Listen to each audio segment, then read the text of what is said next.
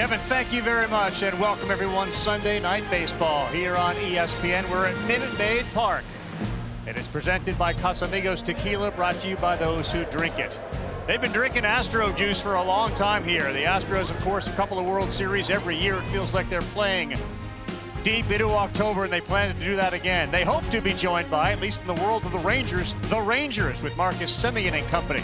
Alex Bregman set to take the field for Houston. He's starting to warm up a little bit, expanding this great offense that they have. As we welcome you to Sunday Night Baseball here on ESPN. It is presented again by Casamigos Tequila, and it's brought to you by those who drink it.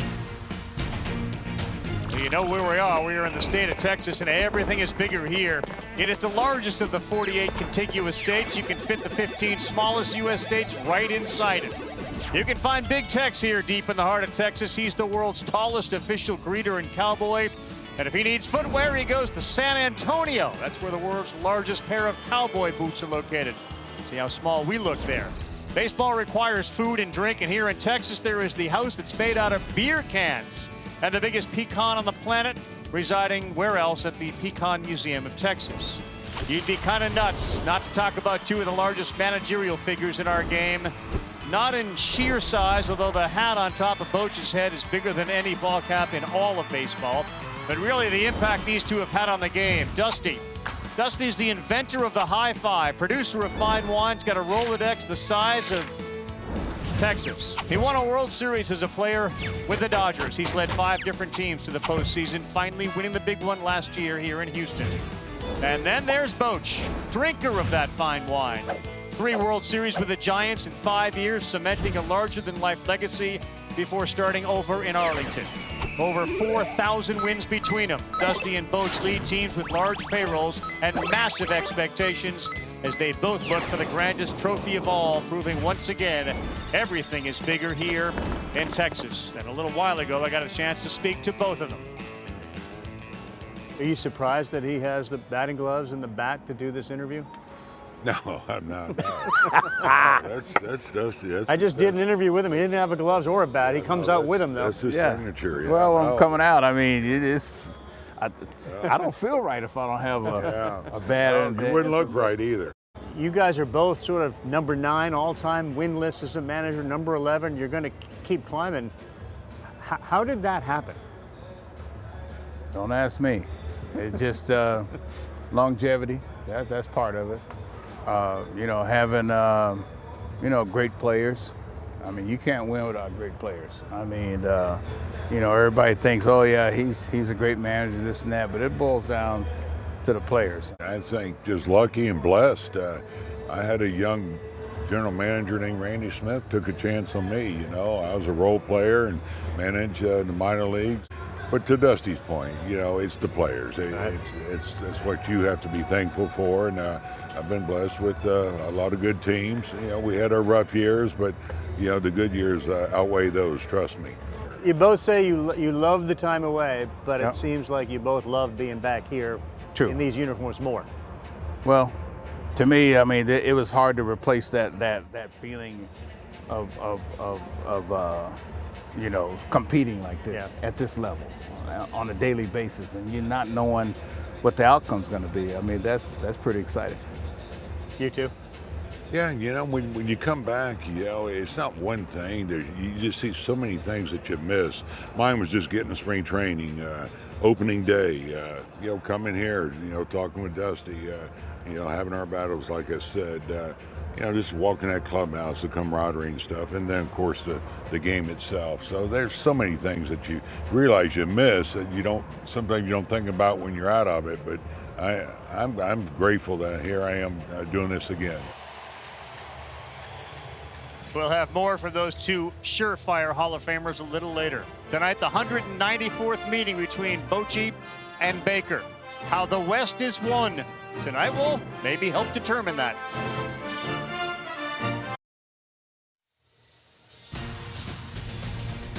Just about set for first pitch, Minute Maid Park. Astro fans coming in. Texas Rangers in town before the first pitch is thrown. We send it down to Buster Olney. Buster. And I'm here with Marcus Semien. Marcus, you're about ready to face one of the best pitchers in baseball, Framber Valdez. Tell me what's going through your mind. Same thing as if I'm facing anybody else. Just get a pitch to hit and drive it and get on base and score a run. All right, Marcus. Thanks. Back to you, Carl. All right, and there's certainly going to be a challenge because Framber Valdez is one of the best when it comes to keeping that ball down on the ground and getting some infield plays behind him. That's David Cohn, Eduardo Perez. You've already seen Buster Olney. I'm Carl Ravitch. Welcome. We'll hear more from Dusty and Boch in just a little bit. Let's start with the Rangers here. This is an entirely rebuilt franchise. Chris Young runs it, has spent millions and millions and hundreds of millions of dollars. What's the expectation, even though they're without Corey Seager for a little bit? They are, but they still have their core when it comes to starting pitching, and they have Bruce Bochy, who knows how to manage a bullpen. When you have the starting pitching, the defense has to play big ahead of them. If they're able to do so, look, this team can't contend and can't hold until Seager gets back. All right, Bruce Bochy saw a really good pitcher last night for Houston. Hunter Brown was outstanding, and then you back that up with the lefty Framber Valdez. Well, Framber Valdez is quality written all over him to the tune of 25 consecutive quality starts last year. That's right. Single season Major League Baseball record. So you don't do that without inducing soft contact, and that's what he does is he has 4 quality pitches, but he gets hitters to beat the ball into the ground. And when you look at his repertoire, the curveball, one of the high spin curveballs in the game. Today, a cutter off of that.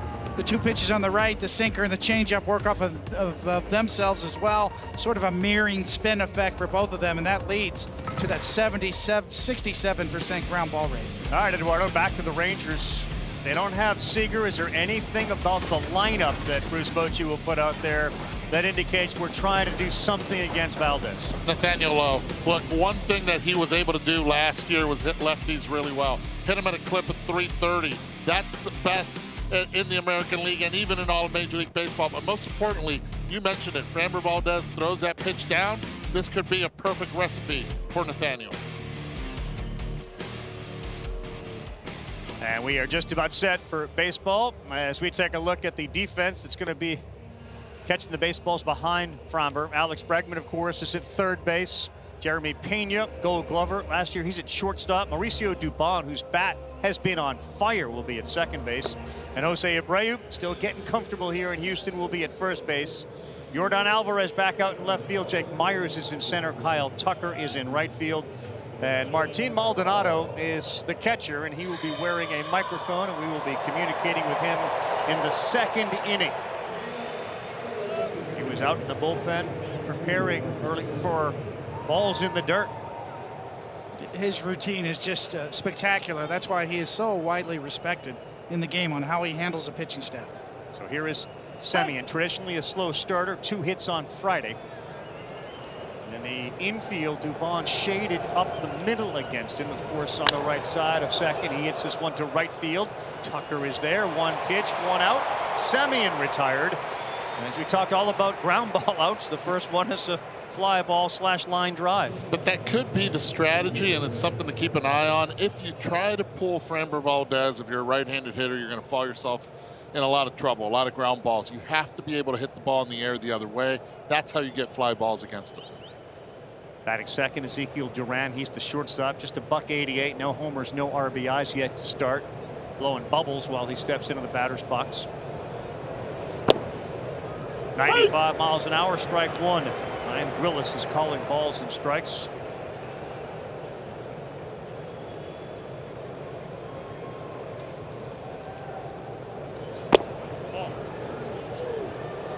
Generally, the scouting report on Willis is a low ball strike caller. Yeah, low ball strike caller, and could play into the hand of Valdez, but did not look on that last pitch. 2 balls and a strike to Duran. Out of the Dominican Republic. He appeared in 8 games, 3 of 16. He does not have an extra base hit this season. Of course, Corey Seager out with a hamstring, likely another 3 to 4 weeks. 2-1 from Valdez. On the inside corner, 2-2.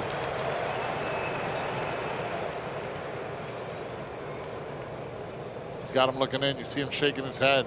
That'll open up the inside, and let's see what Martin calls for here. Fouled and unable to be held on to. That's the part I'm interested in, is the pitcher-catcher dynamic tonight. Saw a little quick shake off from Valdez because he wanted to pound that sinker one more time, just off the web of the glove of Maldonado. Here comes the 2-2 from the lefty, and there's that hard breaking ball in the dirt. Maldonado finds it, and he throws it down to first. Boy, that's a tough throw over the shoulder of Duran.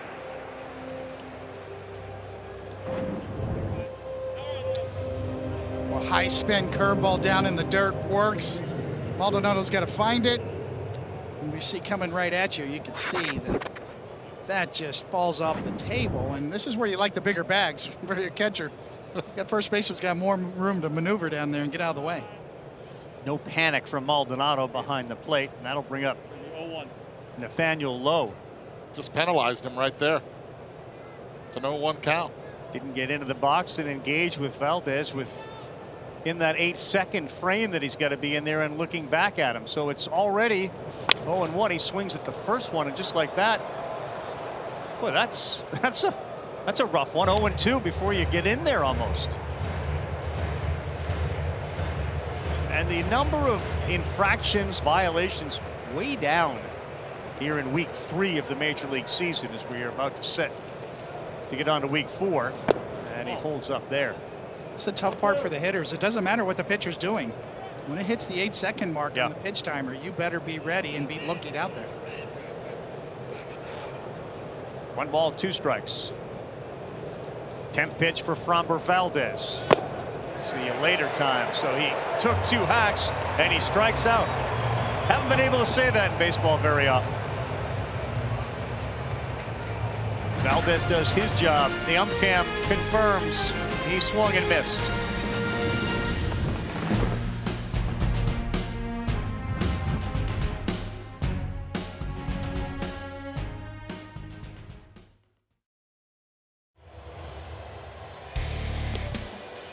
Take a look at the Houston Astros offense, and when you think about the two teams currently, their numbers are incredibly close to each other. 76 runs for Houston, 75 for Texas. 16 homers Houston, 15 for Texas.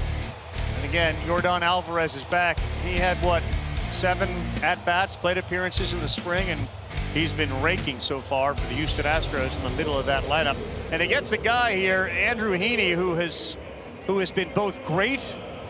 And on the other side of that, against Baltimore, 2 2/3, 7 earned runs. And then Monday against Kansas City, he struck out 10, including 9 in a row. Yeah, it's a pretty good start to your game when you punch out the first 9 guys. Talking to Mike Maddox, the pitching coach for the Rangers, saying there weren't even many foul balls during those sequences. Mauricio Dubon has been red hot. He swings at the first one. He sends this one sky high to Adolis Garcia, and Adolis Garcia makes the play, just like the Ranger offense started, with a fly ball to right. First pitch, you see, let's go with it. And one thing that both pitchers do have is put away pitches. And the scouting report most likely is attack early on both. Here's Alex Bregman, the third baseman, just over 200, a couple of homers, 6 RBIs in the first pitch. Hey! On the corner, strike 1.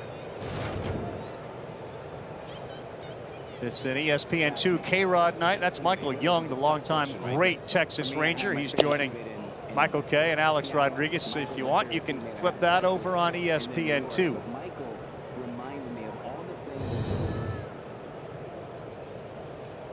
Heaney's 1-1 to Bregman. Ball holds up. See that pitch right there? That's going to have to play big with him, especially with 2 strikes. Hitter's already told that's his money pitch, but you can also get ahead of it and it'll go a long way. Hey! That did not come close to where Jonah Heim said is mid-up. Oftentimes that hurts the pitcher, but that time the strike is called, and it was in the K-zone area. It was a strike. 2 balls, 2 strikes. Bregman hard on the ground to third. Young has not made an error yet this year, and he fires across the diamond. Josh Young.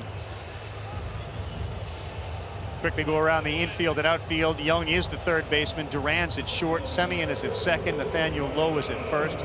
Jonah Heim behind the plate. In the outfield, Bubba Thompson gets a start in left. Leody Tavares, who's missed some time, he's back now, and he's in center. And Adolis Garcia is in right. Here's Yordan Alvarez. He pushes a bunt. And Young was in a modified shift. Of course, you can't full shift, but you look at where Duran is. He's just about a foot to the left of second base. So I don't know, Jordan thinking double this way, maybe? Yeah, there's definitely a little authority behind that bunt. Ball. Breaking pitch from Heaney misses.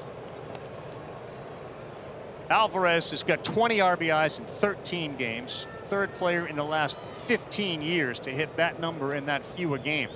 Look out. But he gets right back in there. Jordan Alvarez, the way he got out of that pitch, he rolled back towards the catcher. Perfectly done.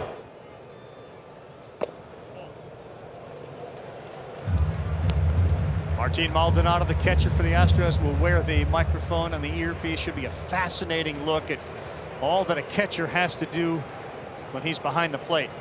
Alvarez 3-1 count.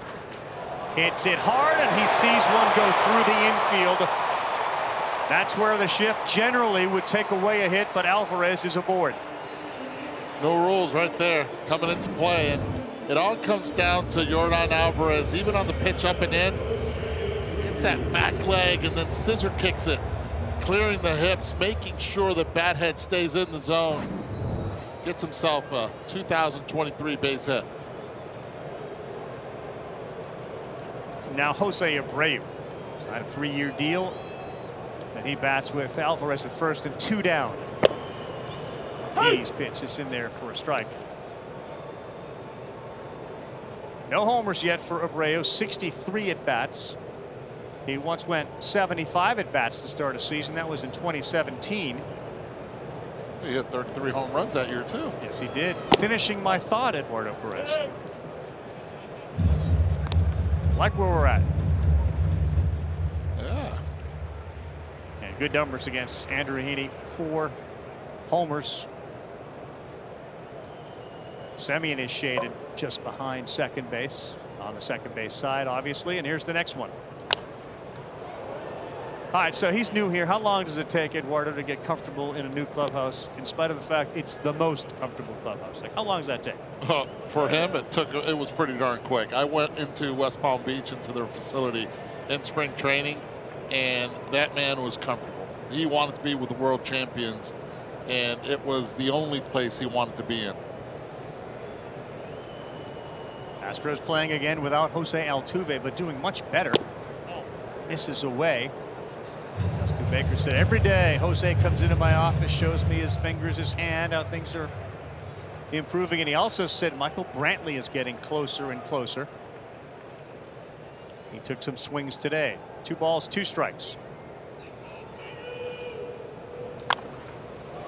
Out of play.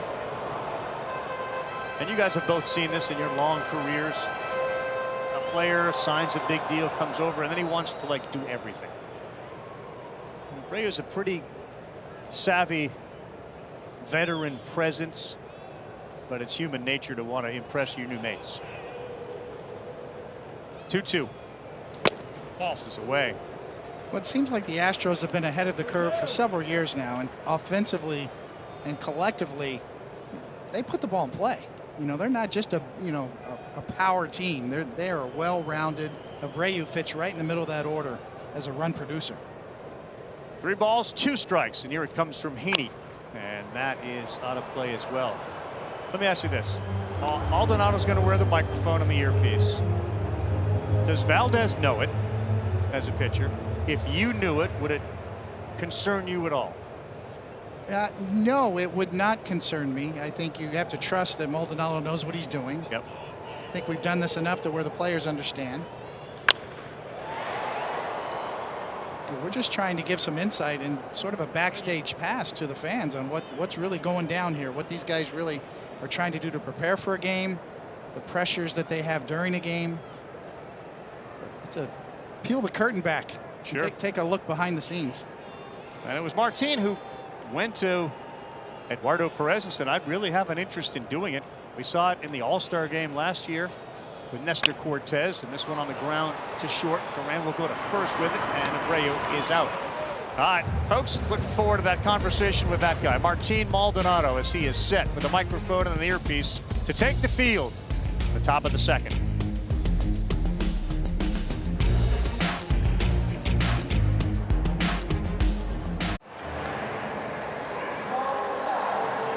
Welcome back, Martin Maldonado behind the plate, catching another Framber Valdez warm-up pitch.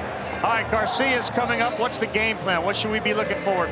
You know, gonna be a couple of sinkers early in the count, sinker changeup, maybe some curveball late in the count. See what Framber want to execute right here. Okay. Amén, igual, papá. ¿Estás bien? Pero no me quieres ni mirar. He said he doesn't even want to look at me. He wasn't talking to him.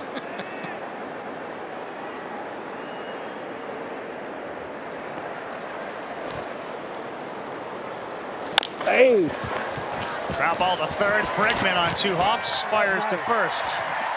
That's really nice about Framber. That's a good thing. You know, Framber early out with that sinker. Well, if we get 3 pitches, we're going to have you do this again next inning. I know. There'll be another sinker right here. Another sinker. Okay. Martin, can you tell from Framber's body language what pitch he wants to throw? No, it's really hard. You know, he does so many stuff. Josh Young. Ball.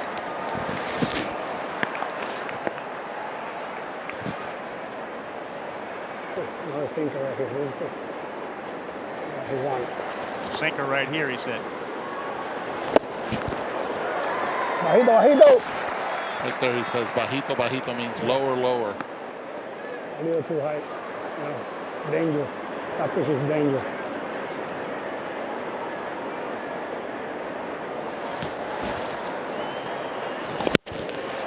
Ooh, that hurt. Just what you were practicing in the bullpen before the game. Gotta be ready for that with Framber. That curveball is unbelievable. One of the best curveball in the game.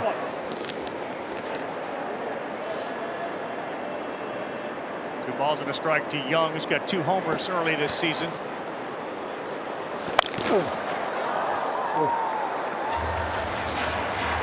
Now, he usually likes the sinker, but a curveball's been his 2-strike pitch. Is that the way you go about it today?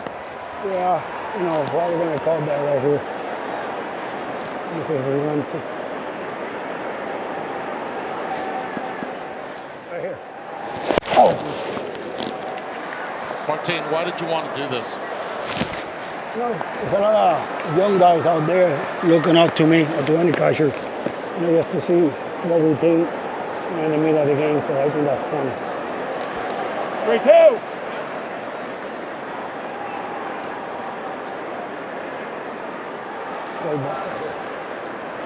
Oh boy, Framber!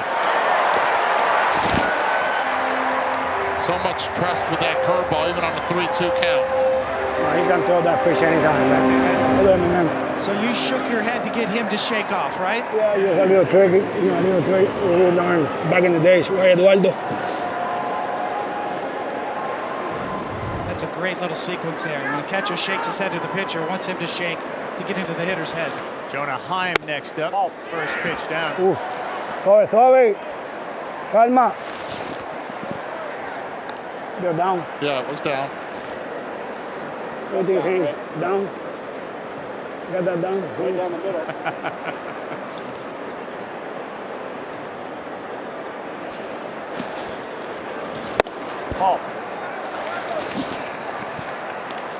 Martin, what are you looking at the hitter for? You know, just when he landed on the pitch. You know, so he was late in that pitch. Ooh, it's a big swing. Big swing. That told me they was looking fastball counts. Make sure the hitter's not peeking at you either, right? Wow.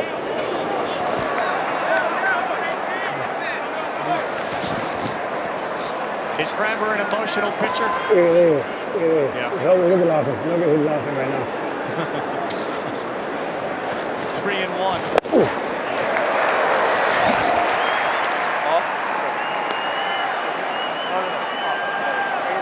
Yeah, time out. Is that ball? What did you just ask the umpire there? Ask, the hitter asking if it's a ball. So I asked him, what you got back for ball? So I made sure. Pitch coming right here, boys.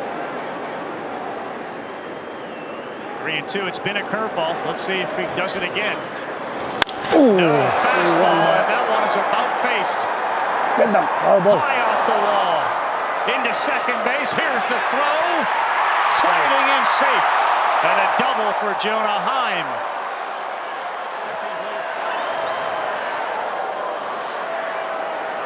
Exit velocity of 103.1 miles per hour off the bat, Martin. Hit that really hard. Yeah, great. Caught a break because that ball's high off the wall. A few more feet up, that's a home run. Oh, yeah, that's on loud from here. Now the designated hitter, Robbie Grossman, 0 for his last 20. Everybody go pick. There's that curveball, strike one. We'll get a chance to talk with Martin after this half inning about this inning and some of the pitch decisions, etc.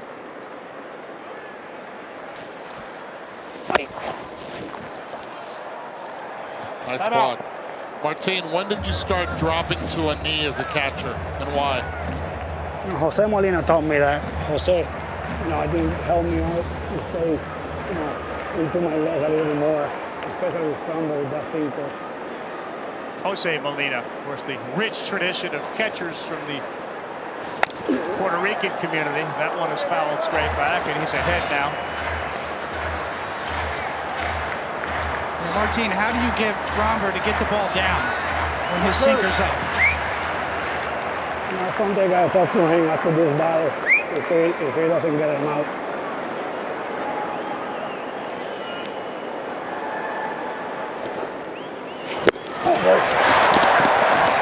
Martin, why didn't you try to tag him?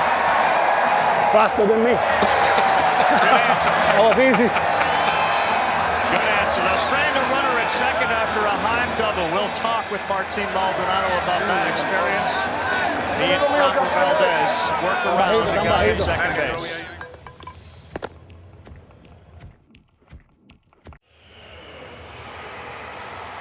Welcome back again. Pudge Rodriguez, 13 gold gloves. His catchers born in Puerto Rico go. Yadi Molina, Benito Santiago, a huge influence on Martin Maldonado, who you see there on the screen, and #1 when it comes to gold gloves. Thanks again for doing that. Tell us what your impression was of the experience as Kyle Tucker looks at ball one. It was fun. Especially, try to listen to the pitch, concentrating with the pitcher, and talking to you guys. It's always fun. Heaney's next one on that double. I think we mentioned it just before. He uses the curveball, and yet he threw was it a sinker that stayed up or a fastball? A sinker to stay up. Framber normally doesn't throw four seam. It's pretty much every time sinker. Sinker. The next one here to Tucker. And what did you guys talk about when you came off the field? Because we did see that. He was asking me about those pitches, and I told him they're low. And I also told him that keep throwing the sinker down there. It'll be good results. 4-pitch walk to Kyle Tucker. Now, Martin, does he follow your lead and signal call lead, or does he tend to shake you off more often? He do shake me off sometimes like that. That double right there, I try to call a curveball. He shoot to the sinker. He left it up. That's the reason to that result. But he was leaving it up from the beginning. To the third baseman was all those fastballs were up. Here's Jeremy Pena. Swings at the first one and fouls it off.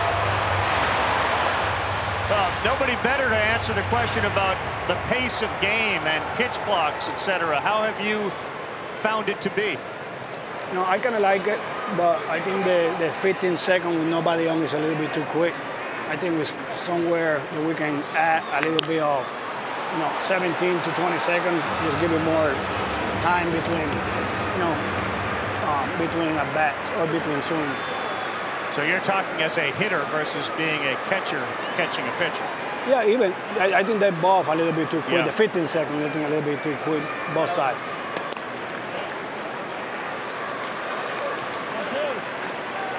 Martin, you do a lot of homework.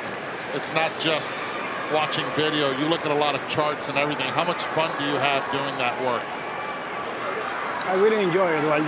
This is, you know, like I told you guys before, it's preparation. I feel like if you prepare, you know, that's the only good thing you can do, to be prepared. Peña's speed eliminates the double play. They get the force out of Tucker at second. All right, guys, I gotta get ready to hit. Atta baby. All right, Martin, knock one out of the park for us. And again, thank you very much. You've already hit one out of the park tonight by wearing that. We appreciate it. All right, thank you, guys.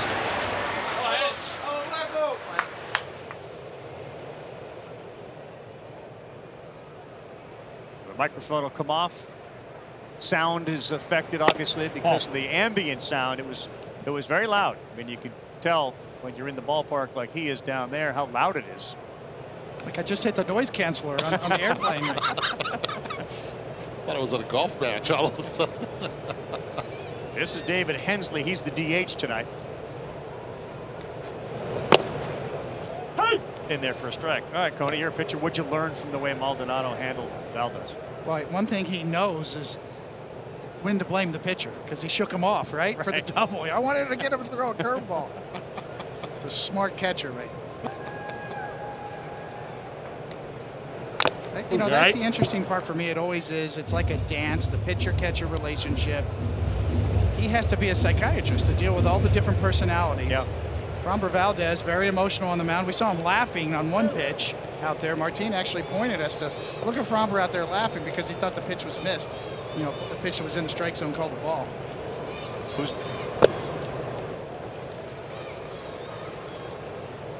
How does a catcher react when a pitcher does shake him off and something like that happens? Do you stay on the same page with him? Do you get offended? I've worked with all sorts of catchers who had personalities too that would get a little offended if you started to shake them off a little too much and not follow their lead. 2-2 to Hensley. Called strike three. For a strikeout of the night for Andrew Heaney. We'll see if he starts a run like he did last week. Next week, our Sunday Night Baseball crew will head to San Francisco. The Mets and the Giants. Brandon Nimmo will be wearing the microphone and the earpiece in center field. Our coverage starts 6 Eastern. Baseball Tonight Sunday Night Countdown. We're going from behind the plate all the way to center field. All the way to center field. This is the center fielder, Jake Myers. Heaney just misses again off.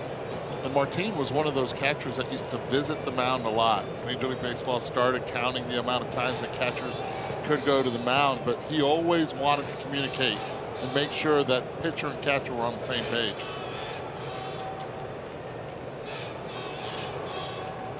One-0 to Myers. That one misses. Maldonado last year, guys, with Verlander, of course, he led Houston to the pitching triple crown. They led the American League in wins, ERA, and strikeouts. He caught both combined no-hitters that this team has had in 22 at the Yankees and in 19 against Seattle. That's in there. Such a balancing act that Martin Maldonado does so well. The scouting report. What did the scouting report say? What does the analytics department say? How about my pitcher's strengths and weaknesses? How about boots on the ground right now? What's he doing? How's he throwing? Jam shot. He fouled that back. So many variables involved for a guy like Martin Maldonado, and there's a real art to it, and he does it as well as anybody. So how has that changed from when you were in your heyday pitching? He says 3.5 hours of video work before each series he does by himself. It's disseminating all that information that these guys get nowadays. We didn't have nearly as much information as they get now on a lot of different levels. 2-2, runner goes. Throw down from Heim. It's high, and the ball's off the glove of Semien. Stolen base for Peña. Good jump. Peña with very good speed gets Andrew Heaney committed to the plate on a 2-2 count. Myers takes for ball 3, and now you got full count here with the runner in scoring position.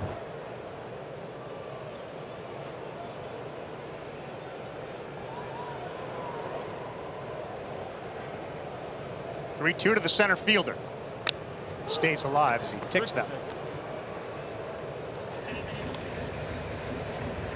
Just feels like the early read this season has been the stolen base, almost catching up on some organizations in terms of sneaking up on them about how valuable this can be, what the success rate is currently. I think it's much higher than people anticipated. Yeah. The 11th stolen base of the season for Houston. Texas has 4. And one into right field that hangs up there. Luis Garcia makes the out. They'll strand a runner at second, just like the Rangers did. We're through 2 innings, 0-0 here at Minute Maid Park.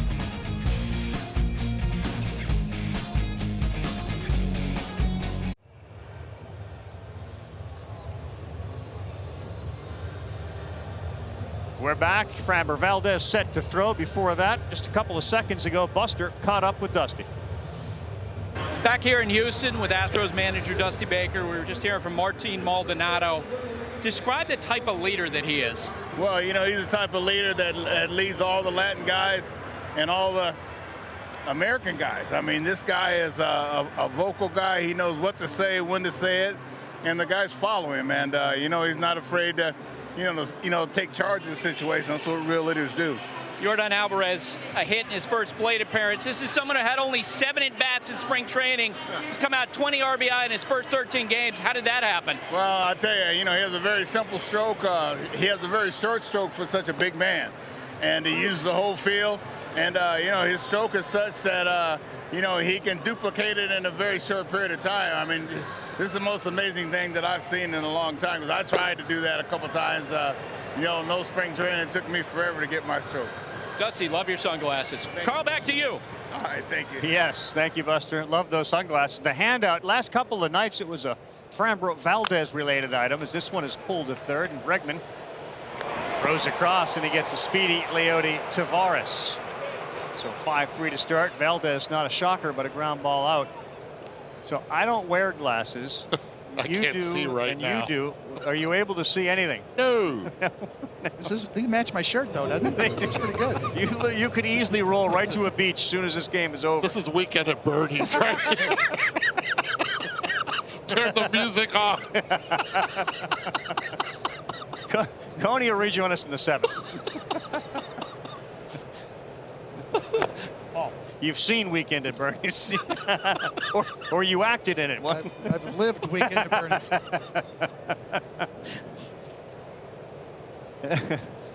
Bubba Thompson. That one misses as well. I just found it really interesting, Valdez, because we had heard this about Framber. He gets emotional if he doesn't get the call or he doesn't like where the ball's going. You could see he had to take a couple of walks around out there to calm himself down. Right. That is a huge part of it for Martin Maldonado, to recognize that, to read the body language of his pitcher, to know what to say at the right time, how to work him, not only what pitch to call. It's a whole handling of the pitching staff and individual personalities. And Framber's one that I spoke to him yesterday. He's not a big fan of the clock as well, because he steps back, has to regroup himself, and he says he's still in the process of learning how to do that. Good pitch there. Wow. Curveball at about 79.7 miles an hour. That had some bite on it. Late bite, too. Bite and spin. One of the highest spinning curveballs in the game. Oof. Backs it up with another one, and he picks up strikeout number 4.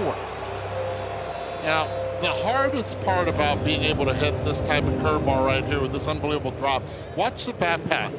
It has to be perfect to be able to hit this baseball. If not, Martin Maldonado and Framber Valdez will continue to throw this pitch to Taveras until he shows he can hit it. His last 8 games against Texas, 6-1 with a .150 earned run average. We're back to the top, and it's Marcus Semien who flew out to right on one pitch at his first time up. Right center field gap is open. Playing towards left is Myers a little bit. And he holds off on that. Robert's gotten 10 swings and misses tonight. And Cody, you know this, his pitch mix, 53% sinker, 21% curveball, 17% change, and about 9% cutter. So a 4-pitch pitcher. Yeah, his changeup usage has increased this year. Trying to become a true 4-pitch pitcher. We know his curveball is a high spin curveball, almost 2,900 RPMs on that last strikeout with it. 2-1 to Semien, good hitter, and that one is down 3-1. Major league average on curveballs probably more in the 2,600 range, somewhere between 24 and 2,600. Fromber is closer to 2,900. Yep. Tight spinning curveball. 3-1. And this one is hit hard to center field. Myers takes a few steps back, and he's there to reel it in. 1-2-3 inning. Fromber Valdez. Martin Maldonado. Mr. Microphone coming up. Dubon and Bregman. It is a weekend. It's Sunday night. Weekend at Bernie's. In the booth.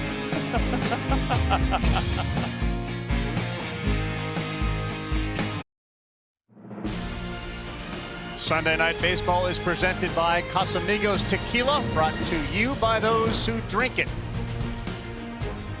The weekend at Minute Maid continues as we take a look at some of the action from Saturday around the league. Of course, Jackie Robinson's granddaughter threw out the first pitch in Los Angeles. Everybody wearing the number 42 on their uniforms.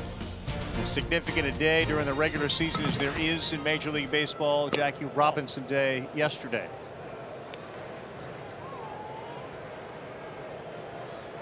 Bottom of the third, Heaney has faced 8-4 in each inning, and it's Maldonado, the catcher, who's quickly ahead 2-0. So again, 9 in a row, 10 strikeouts his last start. He's got 1 through 8 batters.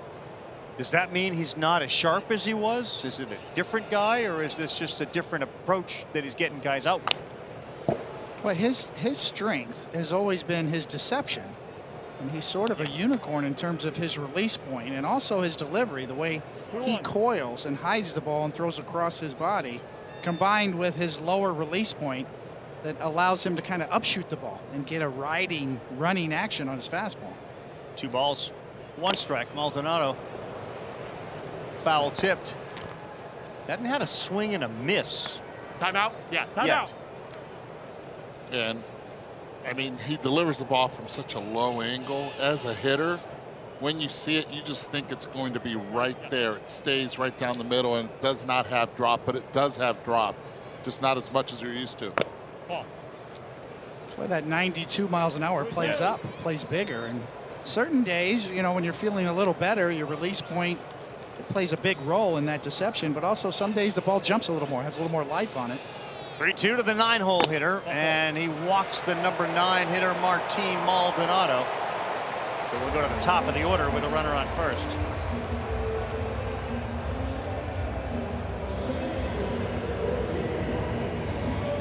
So Andrew Heaney is the guy in the yellow. This is every left-handed pitching starting pitcher. Well, you know, every hitter's looking for that window where the ball comes out of the pitcher's hand. There's really nobody like this guy. Dubon high, chopper, Young. Yes, he'll go to second, and boy, had it not been for our buddy Martin Maldonado, there's a good chance he would have had to come to first for that on a high chopper. And if he went to first, I think he would have been safe. Dubon would have been safe. And as a matter of fact, running down the line, Dubon took a peek saying, wait a second, I'm going to beat this one out. All of a sudden, he realized that the throw was going to second.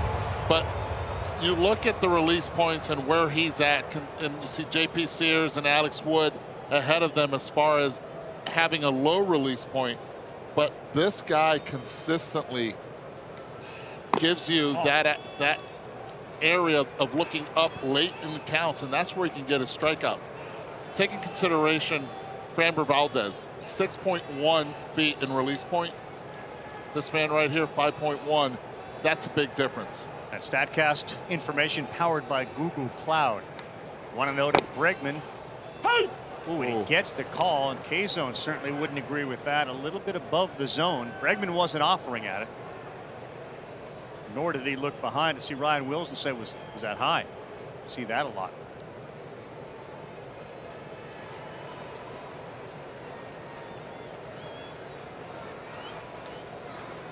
Palm.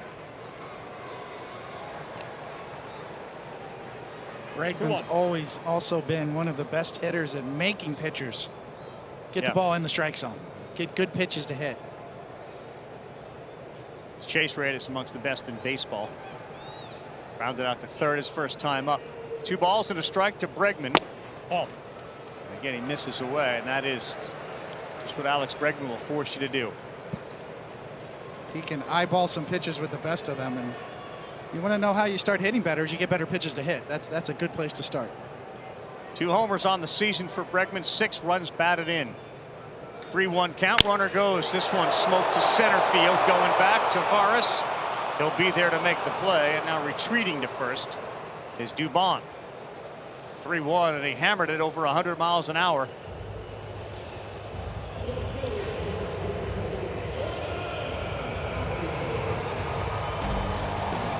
Well, red is good, and the entire pitch chart, with the exception of up and in and way, way down and away, Jordan hammers everything. First at bat, that was that rising fastball from Heaney at around 97. Alvarez hit a ground ball through first and second for a single.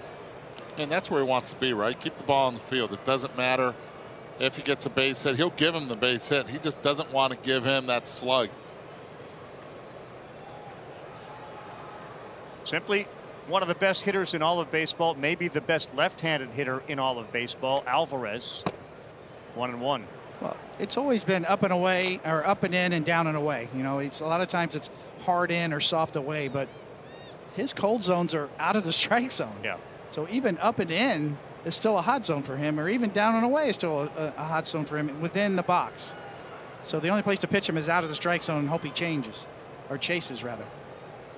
Down and away is really a challenge at this ballpark, because all he has to do is flick it to left field, and those Crawford boxes in that wall are waiting.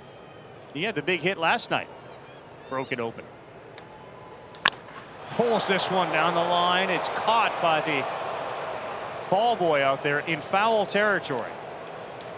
I've recently seen a few guys, ball boys, make some plays that were in fair territory, and that's a no-go. But this guy, 110 off the bat, man. In this state, no problemo. Oh. 14-year-old with a goatee right there. Boom. Solid. Real solid. With the stool in the hand.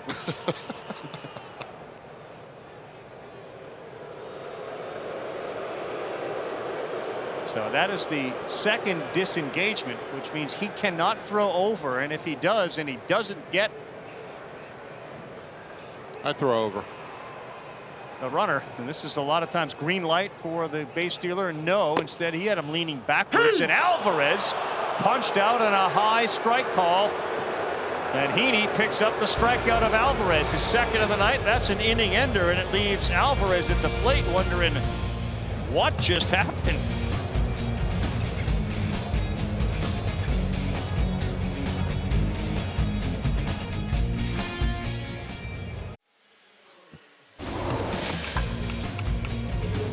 Jordan Alvarez frozen solid on a pitch that, like the other one called a strike, appeared to be out of the zone. Alvarez took his time leaving home plate, but Heaney picks up his second strikeout. Here's Buster. Back here in Houston, Texas manager Bruce Bochy. One of the issues for the Rangers in recent years is they've really struggled against the Astros. In the first games, with you as manager, what have you seen in your team against Houston? Well, we came out the first game, played very well. We played good, clean baseball. We got a win yesterday. Made a few mistakes that caught up with us. All right, Martin Maldonado wore a microphone in the second inning. You were a catcher one time. How would you handle that, wearing a microphone while you were catching? Oh, I couldn't have done it. I can't multitask like that, so that would have been way too much pressure on me. Boach, thanks. Call back to you. All right, Buster, thank you. We'll start here with Ezekiel Duran, Nathaniel Lowe, and Adolis Garcia. We got 2 Hall of Fame managers here, guys, both over 2,000 career wins, as Framber punks that one in there. Bochy was a catcher for the Astros when he played back in 1978. What are the qualities, in your opinion, that make Bochy a great manager, Coney? Well, we've seen so many catchers that have become great managers. Yep. And we saw it tonight with Martin Maldonado. They have to be so observant of everything that goes on with the game. They got to handle personalities. They got to handle entire pitching staffs. They're the only position on the field that looks at everybody else out at the field. And there's the Valdez curveball. The efficiency of that spin on that curveball shows you the effectiveness of it right over the heart of home plate. But with respect to Boch, you know, he's a great handler of people. Everybody who's ever played for them has immense respect for him, and Dusty Baker for that matter. He has a calming effect on the players, and when you ask the Texas Rangers players, it's not only the manager, it's the coaches that he has around him, the supporting staff. They play right into his game. Lowe pops this one up. Tucker calls off the center fielder Myers, and he ranges over there, and there's 2 quick outs here in the 4th. There's an honesty and an authenticity from both of these guys. They're real. They're both just real dudes. And that comes off. People recognize that. So Dusty, of course, became somewhat famous for his list of people after he won the World Series that reached out to him, including the president, Barack Obama, Snoop Dogg. It was a very lengthy and varied list, as this one is fair, and Maldonado was there. How about a 7-pitch inning for Framber Valdez? When Dusty won the World Series, one of the other phone calls he got was from Bruce Bochy saying congratulations.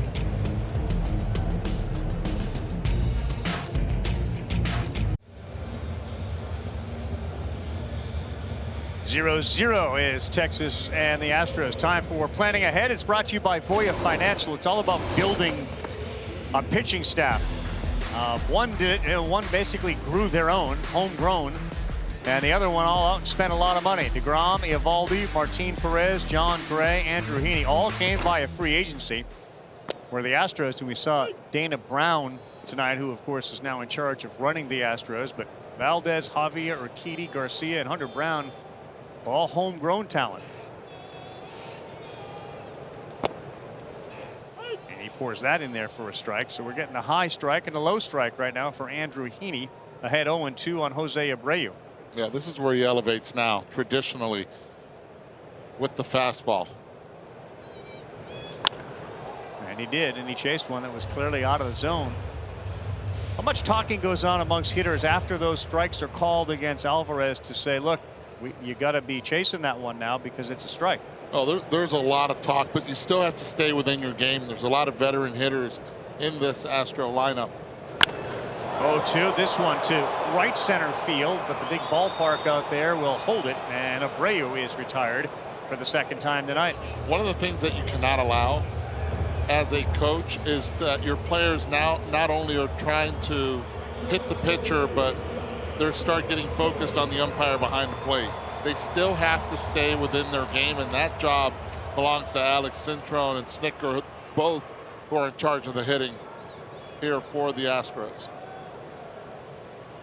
It's kind of the last area where a manager can kind of get his point across and argue. Oh, right. Up to the point of getting thrown out of the game. We've actually seen a couple of ejections here this past week. Like, you don't see that very often, but we've seen a few.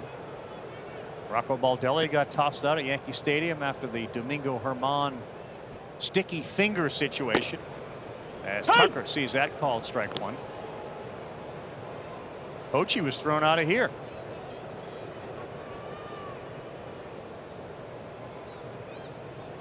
See the defenders, as much of a shift as you can put on Tucker, and he hits this one to center field. And again, Tavares is there. Back-to-back flyouts to center field. We made our own tequila, so we'd always have a reason to get together, so you'd always have a reason to get together. Grab a glass, amigo. Our casa is your casa.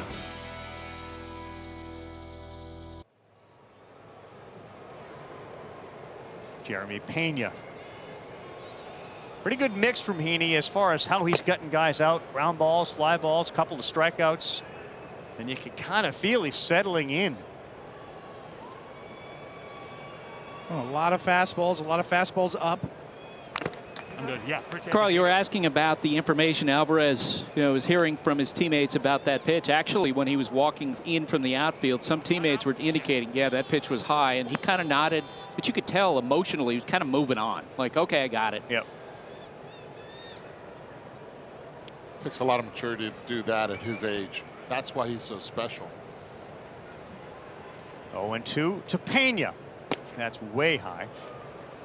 You know, and looking into the future too, the human element of the game, I think most players and most people around the game kind of like this part being retained. The umpires actually calling strikes and balls, as opposed to a full automated strike zone system that's being tested in the minor leagues over the last couple of years. I think what has gained momentum is more of a hybrid system where you could have a challenge system, where if there's a particular pitch you could challenge throughout the course of a game. I think that's probably what we're going to see in the future. 1-2. Ouch. That's a mistake from Heaney. He hits Pena, who'll go down to first base with 2 outs. And the crowd here at Minute Maid not happy that their guy got hit. The Heaney slider. You can see the corkscrew spin gyroing in there. That hurts too. Yeah, front foot. Back foot slider off the front foot. Yeah, Heaney upset. Not only does he hit him with 2 strikes, but you put on pretty much their fastest runner on base with 2 outs. Already has 1 stolen base off him tonight. Here's Hensley, the DH. That one is coming inside, and he misses 1-0. Where do you stand on the automated versus hybrid? Because I thought at one point you were kind of into the let's get the automated strike zone thing going. You know, I've gone back and forth with it. I try to keep an open mind. I'm looking at the minor leagues this year to see how it works. Pena goes. Himes throw. Again up the line. Good effort by Semien, but Pena steals his 2nd bag of the night. Well, the good news for baseball, Pena's foot is okay. It's exactly what Heaney was upset about. You put on their fastest runner. He gets a good jump. Now 2nd base, stolen of the night. Hey! Great jump. No chance for Jonah Heim on that one.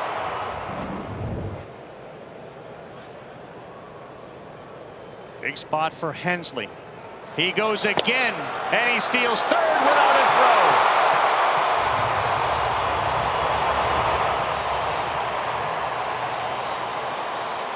That's like 3 years of work for me right there. 3 stolen bases. We're only in the bottom of the 4th inning, and the fans have to love it.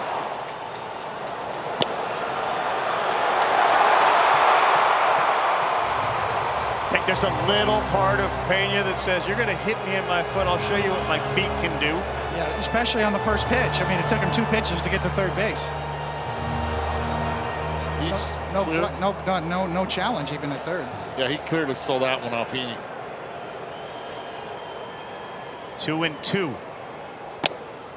Almost got him on the elbow. Full count, 3-2.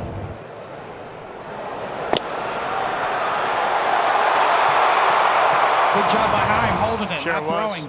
Throw that into left field. It's 1-0. He comes halfway down the 3rd baseline, and here's the 3-2. And this is going to go into the seats down the right field line. You know, back to last inning when Alvarez was called out on that high pitch, that would have been an opportunity for him to go right to his helmet and challenge that pitch. You're right. He probably would have won that challenge. Well, the way Valdez is pitching, 1 run would feel like 4 perhaps. No, it won't happen. Strikes him out. Another strikeout to end the inning for Heaney. He picks up his 3rd of the night, and Pena gets stranded at 3rd. Back to Minute Maid in a 0-0 game after this.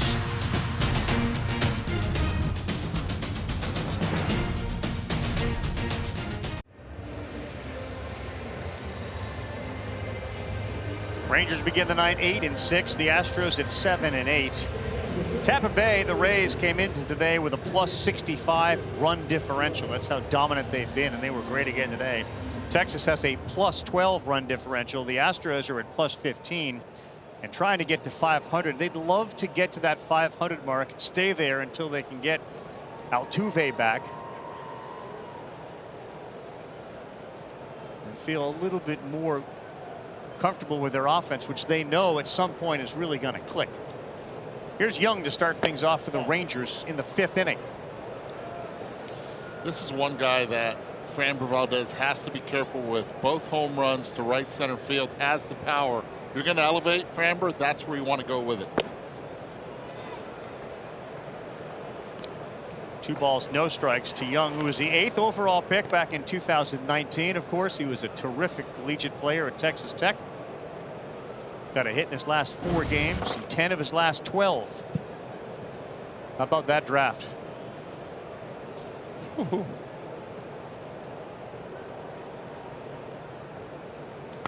Big swing from Young.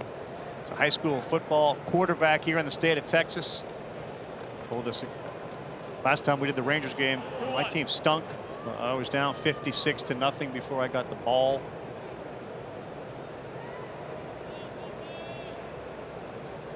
Two and one. Good pitch. Hey!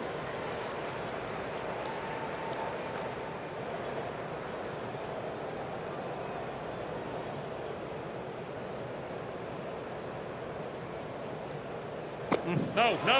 That is so filthy. That curveball is the go-to 6 punch-outs for Frommer.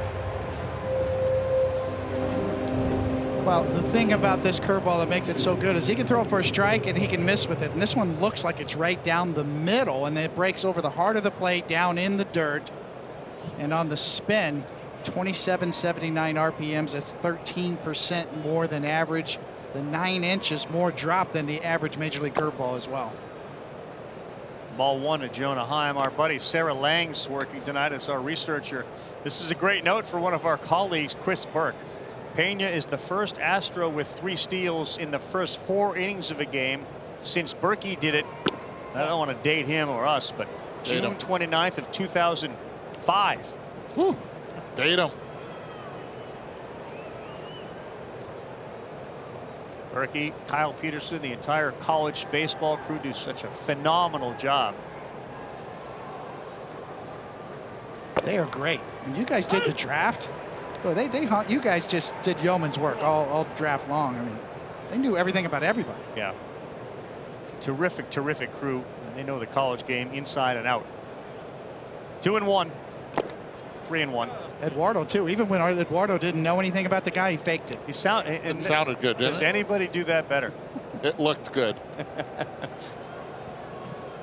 Now America knows. Love it. 3 and 2.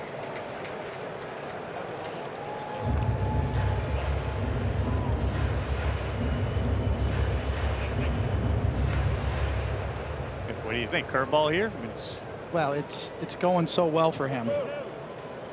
Problem on a 3-2 pitch here with 1 out is that his curveball, his best ones are out of the zone. You don't want to walk him. So if you throw a curveball, it almost has to be in the zone or close enough to the strike zone.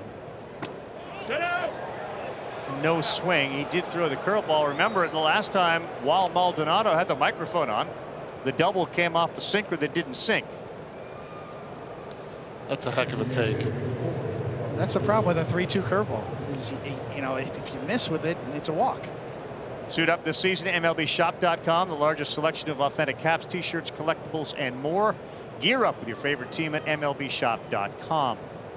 Robbie Grossman swings at the first one, peels it down the line and right. Long run. Tucker, he gets there.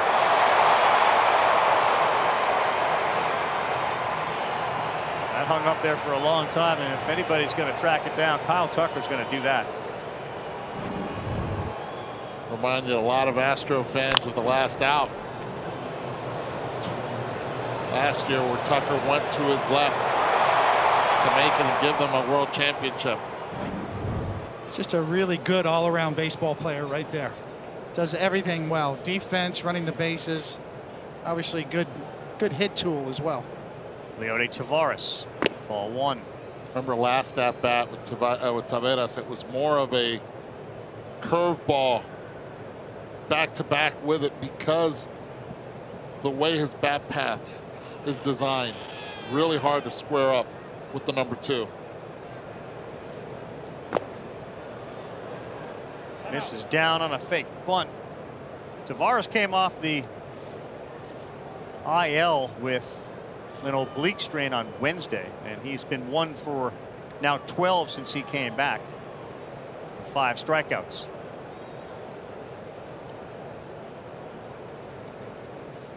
Swing and a miss. Got him to elevate the eyes right there. Even in the favor of the hitter right here. Let's see what Valdez goes with. Such good control with all pitches.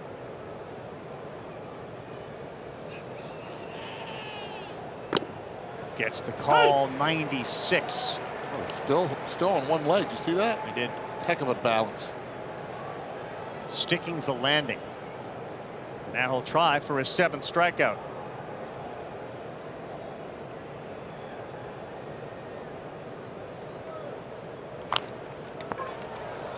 Maldonado fields fair, fires to first for the out. How quick was Martin Maldonado on that? Another good inning for Framber Valdez.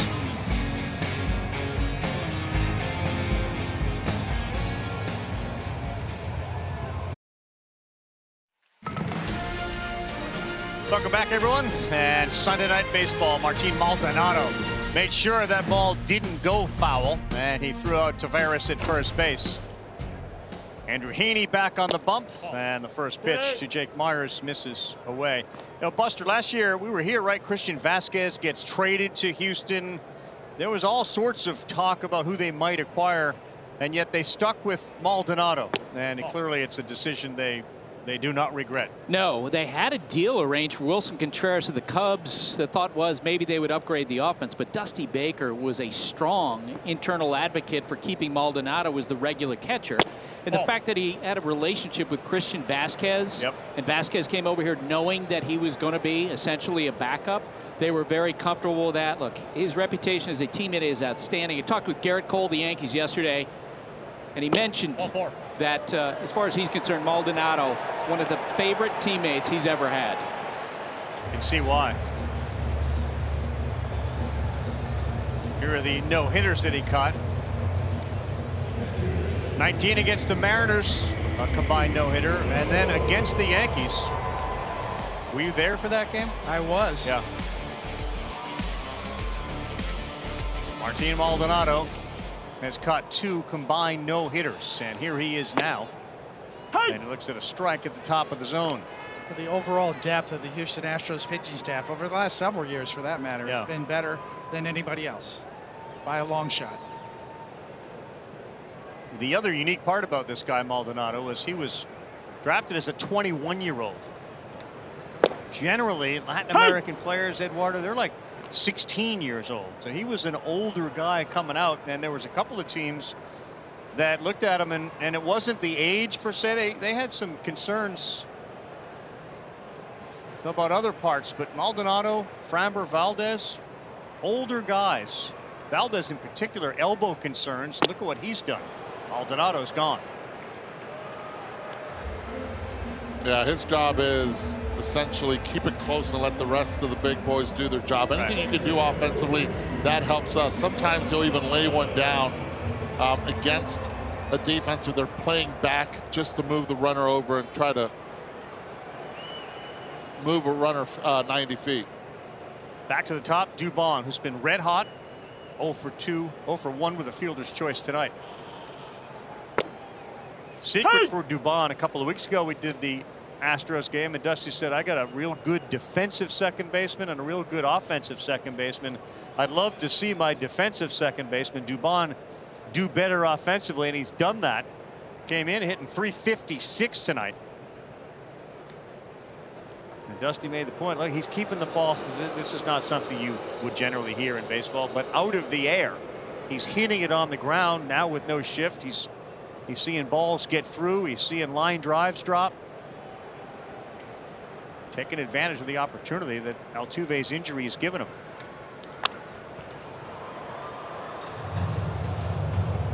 It's an 89-mile-per-hour fastball, and he's late on it. Just shows you how sneaky it can be. Perceived velocity from his release point at 5 feet 1 inches from the ground. It appears as it rises, and it has to, and it just does not click in the hitter's minds. There you go. That's just what he's been doing. And that will send the runner to third base.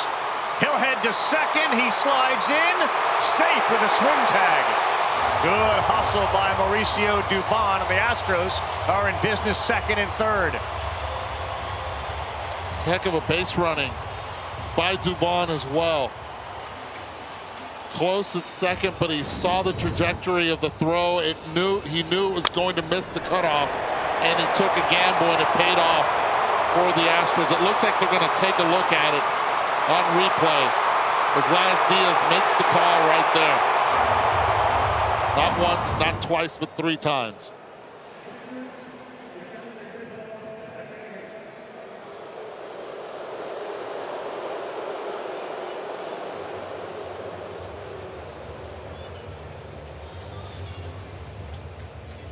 Take a look at some of the replays as Dubon, Semien gather around second base. Got that right hand in. Did it come off there? He may have disengaged with the bag while Duran had the tag on him. Watch the right hand slide off, and nothing's on the bag there. I think they're going to overturn this. I think he's out.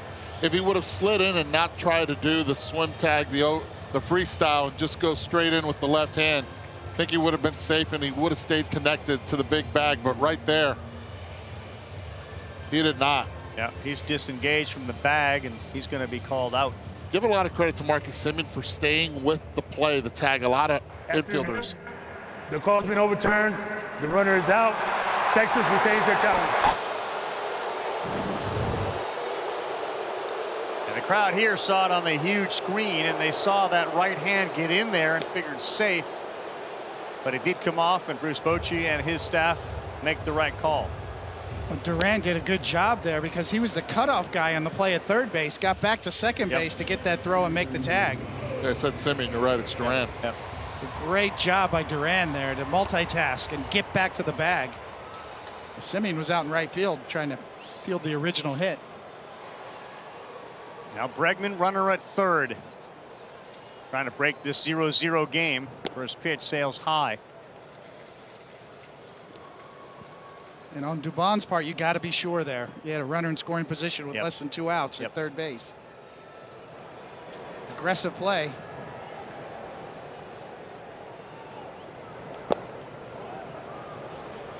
Even with the big bag, he still came off it. Since 2019, only Juan Soto has a lower chase rate than this guy.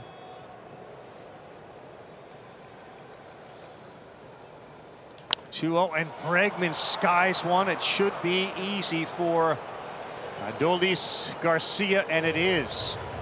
Astros do get their first hit with a runner on in the inning, but they strand him at third base. We're through 5 with zeros on the board.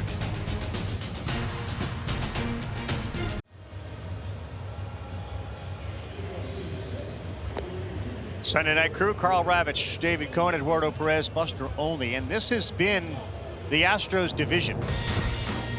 And it hasn't been close. I mean, 17, 18, the last 5 full seasons, 2020 not included, they have won the West. And then you look at where the Texas Rangers have finished, between 23 and 38 games back. This is one of the dynamics of the 2023 baseball season. You seem to have a lot of really good teams, and you have some really, really bad teams. Texas has moved out of that really bad category into a very legitimate team. The Oakland A's, of course, not very good. But the remake of the pitching staff led by DeGrom makes them a formidable team every time you play them. This one hit hard right on the ground of the second baseman. Just like that, there's one down.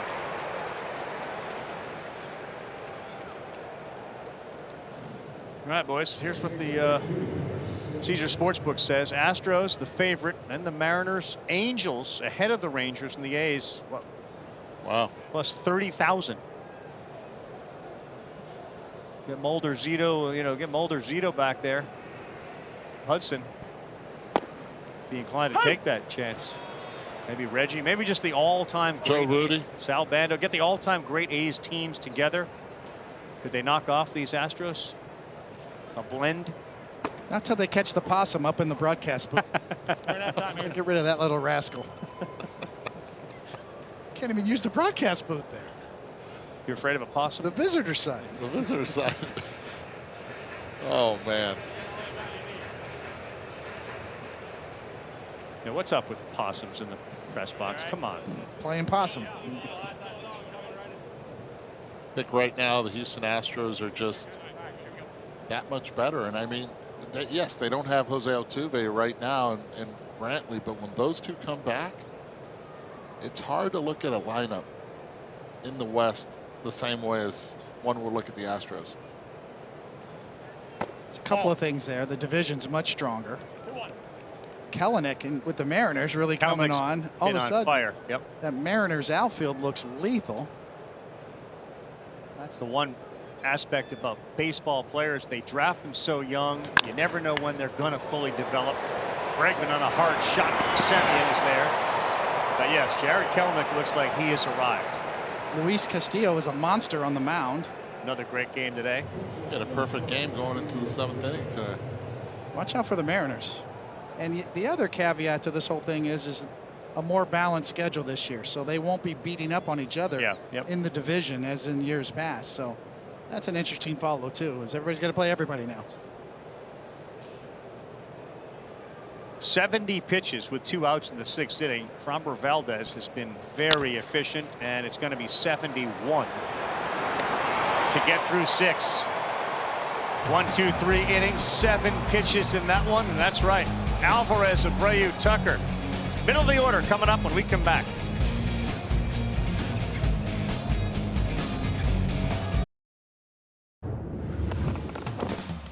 Welcome back. Sunday Night Baseball on ESPN. It's presented by Casamigos Tequila, brought to you by those who drink it. Back here in the booth, right behind home plate at Minute Maid Park, and a huge start here for Andrew Heaney, backing up what he did in his last start, and it's going to be a challenge. He gets Yordan Alvarez to lead things off. Check out the names on this. Highest OPS plus through the age of 26. Hall of Famers everywhere. Frank Thomas the highest. Mickey Mantle, Mike Trout. Yordan Alvarez 163. And Heaney has been replaced. Texas Rangers will go to their bullpen. The big hurt was pretty good. Heaney is out. And the first pitch, Yordan Alvarez catches a piece of the corner.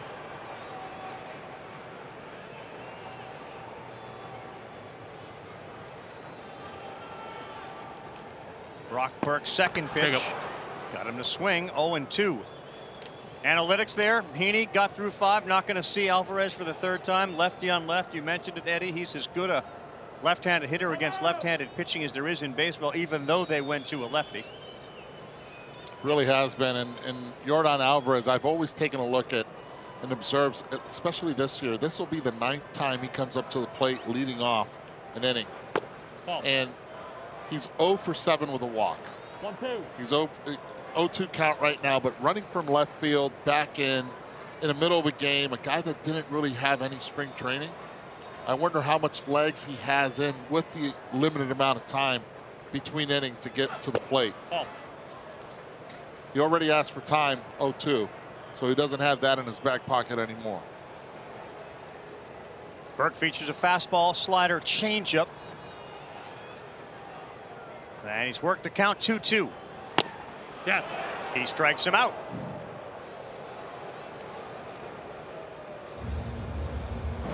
And what happens in this situation is Yordan Alvarez usually gets together with Alex Cintron to go through scouting reports. There's no time to go through a scouting report. That's a heavy 2-seam fastball coming in on him.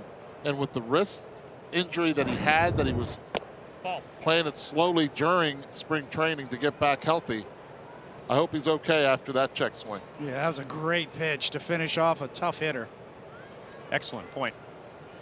The swing and the miss on those hand wrist injuries as this one is fouled off the bat of Abreu. One thing Brock has done, pound the strike zone.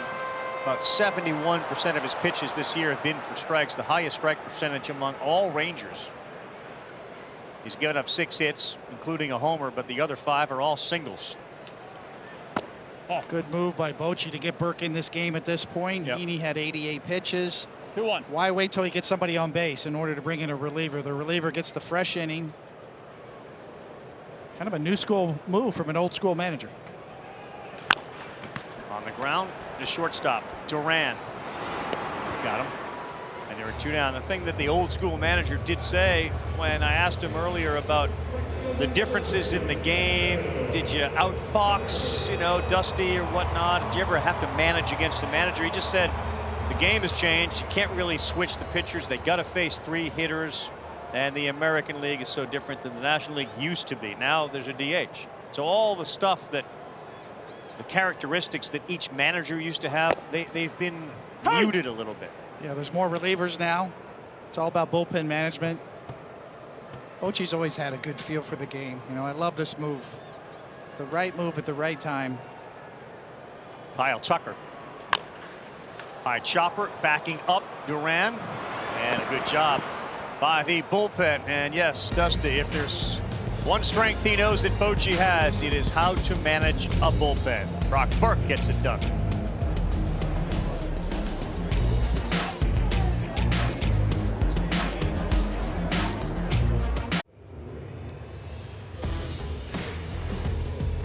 You can listen to every MLB game live or on demand, including and what's new in 2023, minor league baseball and live look-ins on MLB Big Inning, no blackouts.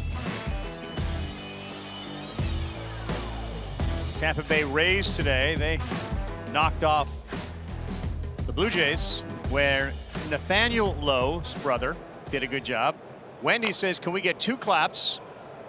This is like the There's a football mom who had the 2 guys playing against each other. Can we get 2 claps and a Ric Flair for Nathaniel Lowe? Happy birthday, Nate.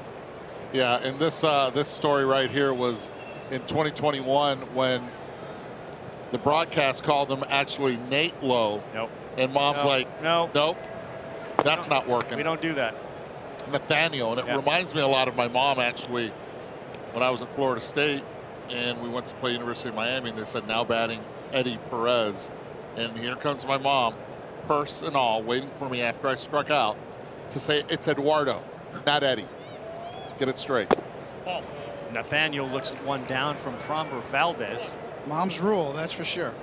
He's not the only Ranger with that issue, Carl. The same thing with Evaldi, right? A lot of people through years have called him Nate, and I was told by friends of his who were really close to him, no, Nathaniel is the way to go on that one. Oh, Wendy, that's what Wendy says. It doesn't lend itself to nicknames, though. Nasty Nate, Nate Dog. The dog thing is that applies to every name. That's true. Eddie Nathaniel Dog. Sure. I mean, Nathaniel, I love it. Mom's rule, I get it, but you know, baseball's all about nicknames. Were you ever Dave Cohn? I was, and my mom didn't like it either. 3-2.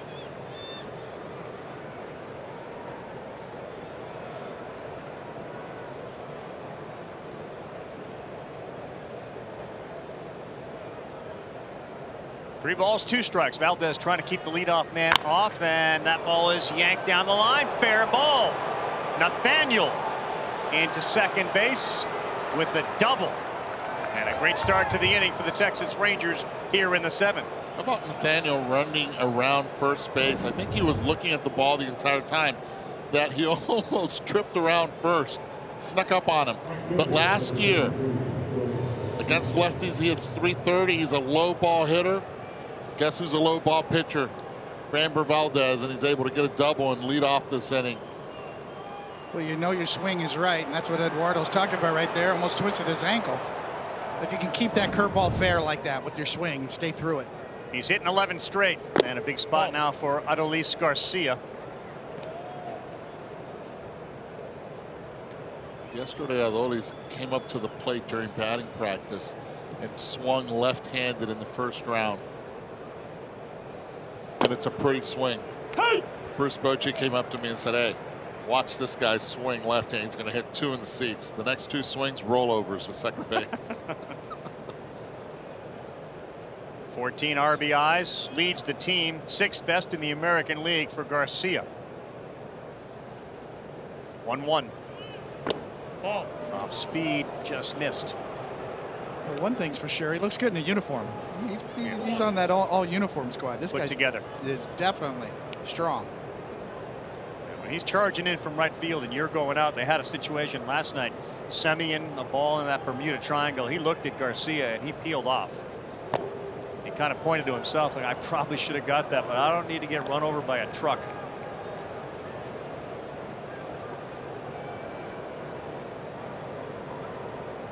First time tonight that Garcia wasn't retired on one pitch.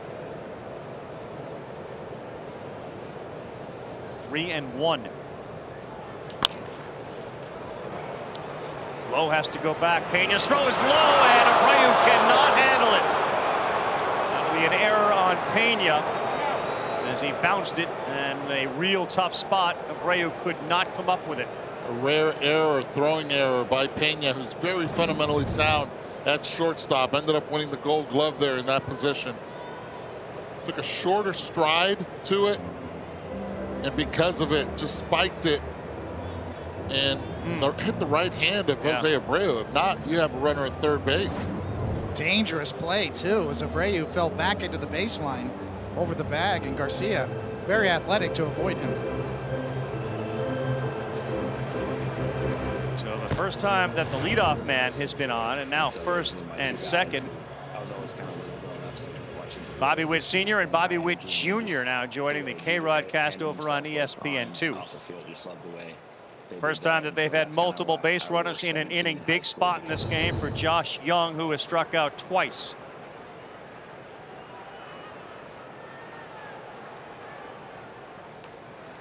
Ball. In order for Valdez to have a successful night, his defense always has to play A+ defense. Cannot give away outs there, and usually they don't. Big double play in the game last night that Hunter Brown got. As Valdez throws one and spikes it in the dirt, and Young swings and misses.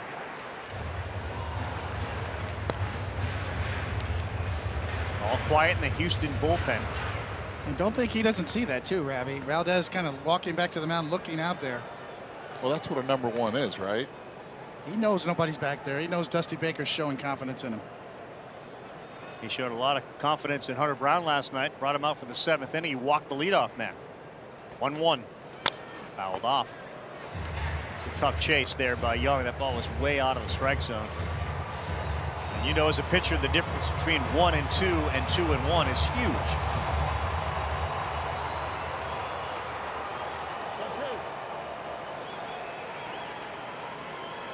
Valdez's best pitch is always that curveball that looks like a strike and ends up a ball.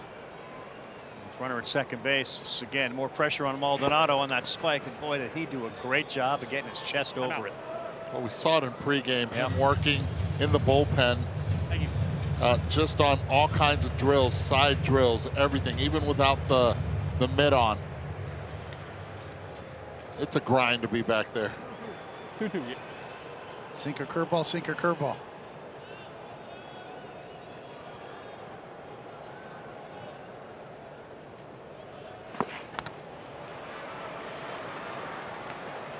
Timeout. I'll tell you this.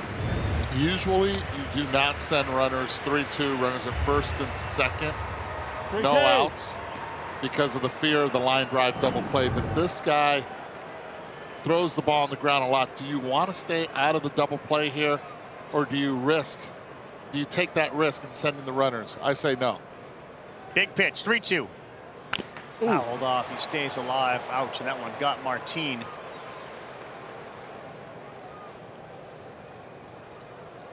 Part of the job for a catcher too. Walk it off. The sinker, the two-seam spin. Ay, Baba. That's gonna leave a mark. Oh, he felt that all the way in Naguabo, Puerto Rico, where he's from.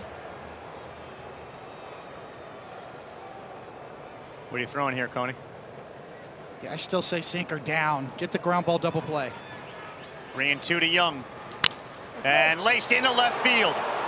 Lowe will stop at third. The bases will be loaded with Texas Rangers. Josh Young's first hit of the night. We're back to that 3-2 curveball again. Yep. And when you throw a 3-2 curveball, you got to get it in the strike zone. When it's in the strike zone, it's a little more hittable. can't walk him, so you leave it up. If you're able to pull it, get the bat head out in front, hit it hard, and find the hole.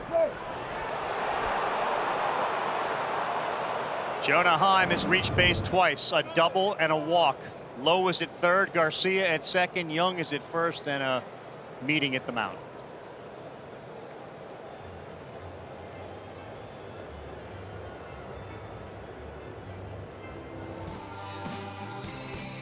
Great things happen when good friends get together. So grab a glass, amigo. Our tequila is your tequila. Our casa is your casa.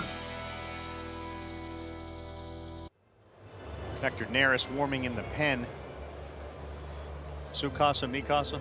Yeah, I was going to say, what, can you give me the address, please? I'll be right over after the game. Guys, one thing on that base hit to left field, we saw Alvarez come up throwing, and look, it's the Crawford boxes, so they're not going to challenge that. The Rangers aren't in this situation. But it was interesting before the game to hear from Dusty Baker saying that Alvarez is his most accurate throwing outfielder. Yeah, and has worked a lot on it. But bases loaded, nobody out, 0-0 game in the seventh. Jonah Heim. Ball. And all evening long, he has had the best at-bats. Yes. And he's had the best takes against Framber Valdez. Valdez looking for the strikeout right now because he knows that if he does get him, he's one pitch away from a double play.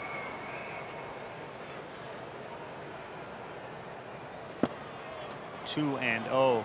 The red flag on the fatigue factor, if you're trying to figure that out with Valdez, is his curveball is breaking more horizontally now as opposed to earlier in the game when he had more vertical downward tilt on that breaking ball and swing and miss.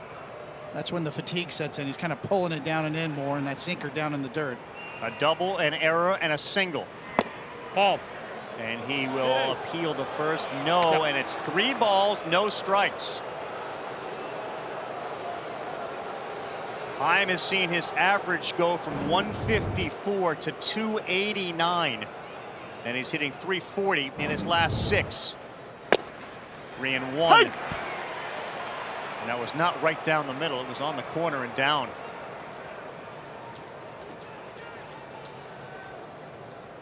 Could be the pitch of the night. Ball 4. Ball 4, and he walks in a run. And it was close. We'll check K-Zone to see what it would have said.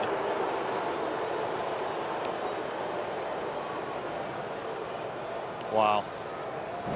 Heck of a pitch for a 3-1 count. Martin Maldonado sticking it at 94 miles per hour with run, and Heim takes it and gets the call. Grossman, that's lined, and it's on the ground and through. 1 run is in, and that will be it. Garcia touches home. Hard hit baseball at 101. And an RBI makes it 2-0, and Robbie Grossman breaks an 0 for 22 skid with that hit.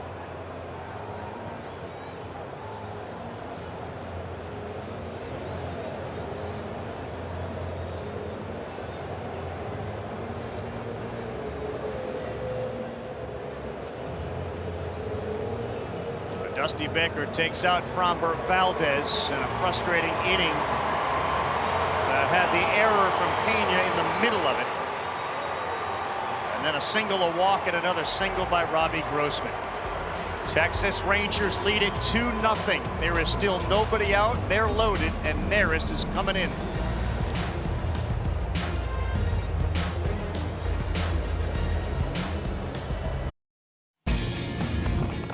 Welcome back to Sunday Night Baseball on ESPN, presented by Casamigos Tequila, brought to you by those who drink it.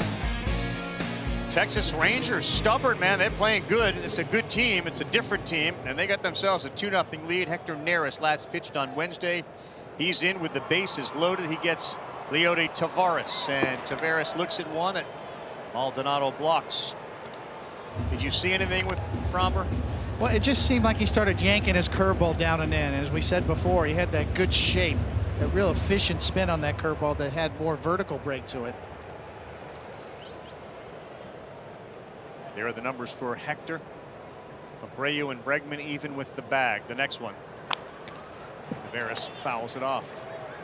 And you have to respect the speed of Taveras here at the plate. Hard hit up the middle. They're going to try to turn 2, but if it goes to Bregman, anything right at him, soft to his right, he's going to go home with it. Same with Abreu. Young is at third, Heim is at second, Grossman is at first. Taveras pops this one up. Bregman, Pena going back. Pena calls it. He's there. And there'll be no tag, and a great throw from Jeremy Pena. Not an easy play for the shortstop, but he ranges all the way into shallow left field near the foul line to make the play. Great communication as well. Bregman going all out for it until he hears his shortstop call it. He does not stop. There you see Pena. Alvarez never calls it. He's not close to it. That's a lot of trust and a lot of work right there that goes into it. Usually done during spring training. Travis Jankowski is going to pinch hit for Bubba Thompson.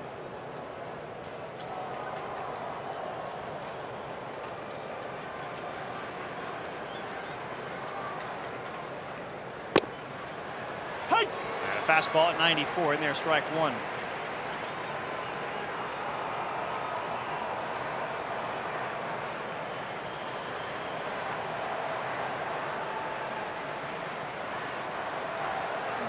Timeout!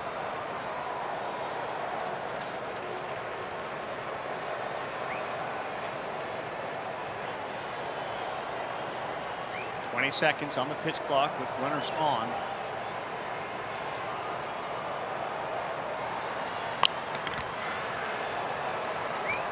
Eddie, what does a pinch hitter do knowing he might come up? How does he get ready? Well, usually most of the stadiums now have cages behind the dugouts or somewhere on the side of the clubhouse. In this case, it's on the other end of the dugout of the visiting team. You start looking at charts, and now with the iPad, they can see a lot of the.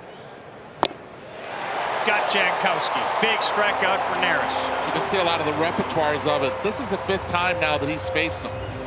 4th time that he struck him out. Yep. But I guarantee you, in the other 3 strikeouts, the splitter had a lot to do with it. This time he throws him 3 fastballs back to back to back. Just above the belt on the inside corner, perfectly executed. The leadoff man's Marcus Semien, still loaded with 2 across in the inning. Good pitch there. A splitter, ahead 0-1. I'd be surprised if he sees a fastball in the zone. He's hunting fastball. He's one of the best fastball hitters in Major League Baseball, especially on anything in.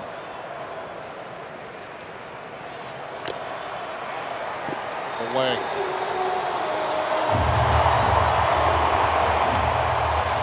The massive strength of the Astros the last handful of years has been this bullpen. Abreu came in to pick up Brown last night. It's Neris right now.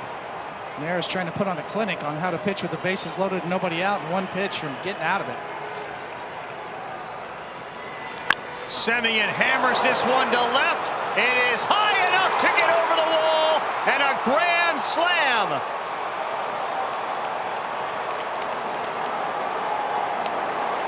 A splitter that hung up in the zone, and he hit it out at 100 to make it 6-0. 0-2. Crusher. Got a little quick, a little ahead of himself, and left it up. You see the distance there, the Crawford boxes. Did not matter. This ball was hit hard, 100 miles per hour off the bat. It just stayed up. 84 miles per hour, just tumbling in. And for the 2nd week in a row, the hitter that speaks to Buster hits a grand slam. Oh, yeah.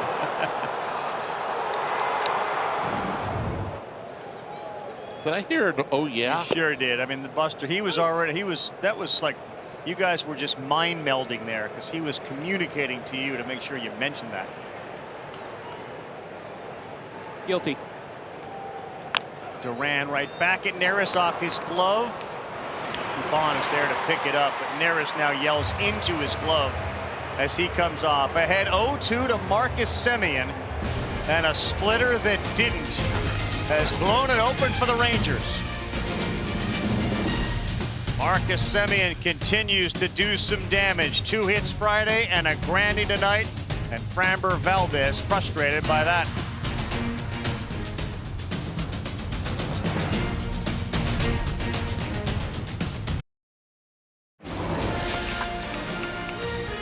Take a look at our home run, Marcus Semien grand slam. He's had a few of them. That is his 7th career grand slam.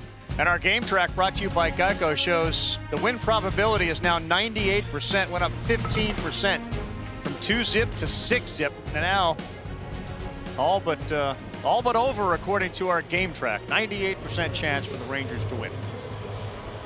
How about that? It's been wrong before. But Bruce Bochy tonight brought Burke in after Heaney had managed to get through the 5 innings, and Burke was terrific in the inning of work that he pitched. He struck out Alvarez and got Abreu and Tucker on ground ball outs. So he pitches his 2nd inning. It'll be Pena to start things off. And you got to go back to that top of the 7th inning and look at the error that Jeremy Pena made. Yes. Uncharacteristic for him. Routine play and throw. He starts this inning off, though, by sending one to right. And that's going to get down and go off the wall. Win probability be damned. How about a leadoff double?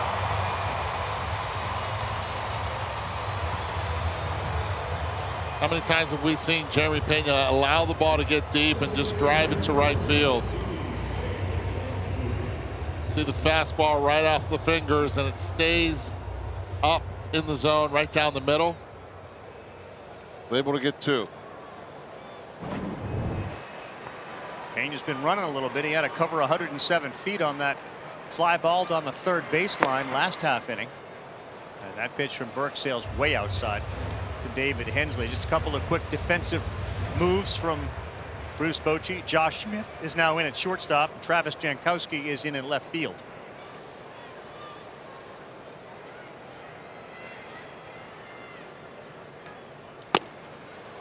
Hensley very late on a 92-mile-an-hour sinker. Yeah. Another great note from Sarah Langsconey, the first Rangers grand slam at the Astros since July 4th of '04.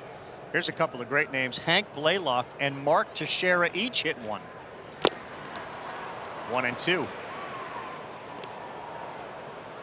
The text message with a granny back in '04. Hank Blaylock.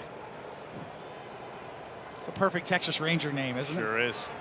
And he hit like one for a while. Ball. Misses away. Played a heck of a 3rd base.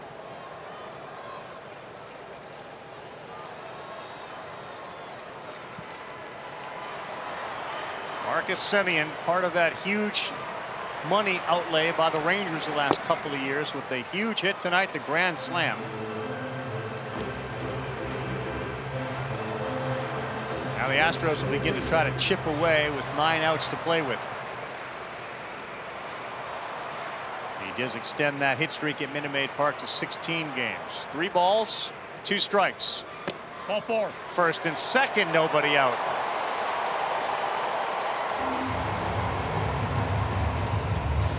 Well, the NBA playoffs are underway, and now the Stanley Cup playoffs begin tomorrow night. Islanders Canes, 7 Eastern Time, ESPN2. The Bruins, who ran roughshod over the entire league during the regular season, get the Panthers at 7:30.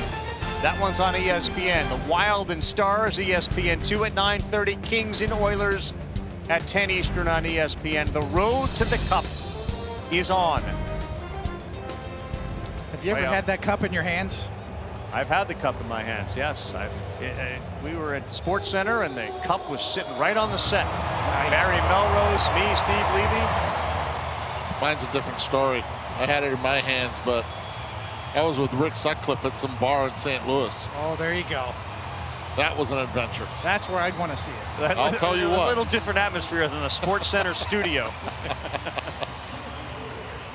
I wish I was with Mark Messier in 1994 when he had the cup. Man. That was the time you wanted to have the cup. You'd just like to be a fly on the cup, wouldn't you? Just hang out with Messier for a minute. Jonathan Hernandez begins to work in the Ranger bullpen. Bottom of the order for the Astros with Myers, who flew out and walked. Hey! Gets the strike, and boy, K-Zone is not agreeing with the home plate ump Ryan Wills on many calls tonight. And most of the misses have been up. Not that high, though. Back-to-back changeups. There's Hernandez.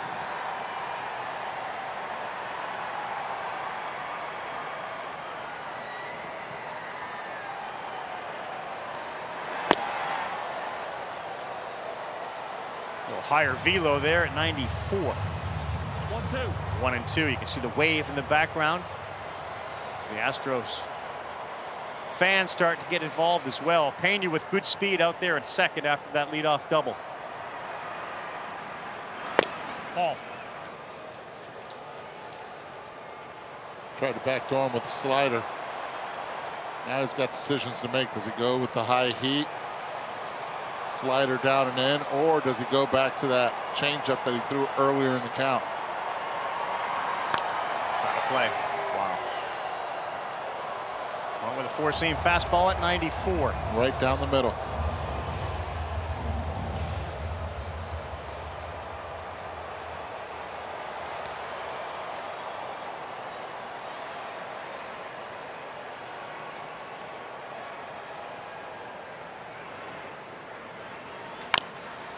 Another one out of play.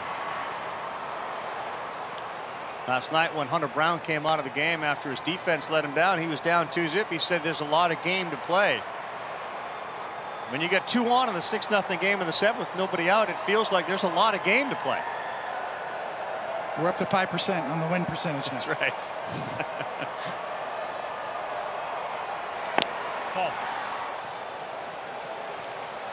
One thing, because of the pitch timer and the way these games move along, sometimes these innings can get unraveled in a hurry. Managers got to get the bullpen up quicker. You got to really anticipate the flow of the game that much sooner. 3-2 pitch on the way from Burke. Fouled out of play. And I wonder how much stress that's going to put on. It's going to put on bullpens as the season goes on, because yes, managers will start getting those guys up, but there are a lot of times that they won't have to come into the game. Exactly. Well, it's not only Bruce Bochy that's new there. Mike Maddox, also the pitching coach. That's ball 4, and the bases are loaded. And here comes Bochy, and he will go to his bullpen. 2 walks in the inning after the leadoff double.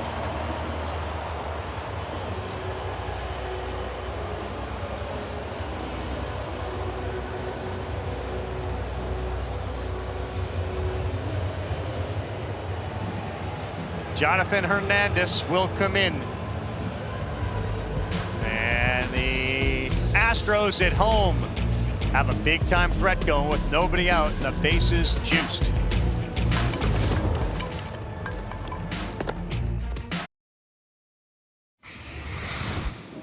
Smell good, play good. No, I got a passion behind the plate.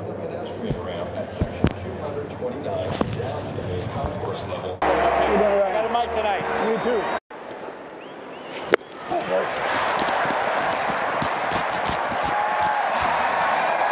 Faster than me. That was easy. Sounds of Martin Maldonado, and a huge opportunity for the number 9 hitter who has 3 career grand slams. Jonathan Hernandez, first pitch, swing and a miss on a slider away. He features a sinker at 97, a year removed from Tommy John surgery. And there are the numbers for the righty. Guessing fastball first pitch, did not get it. Chases another slider even further off the plate.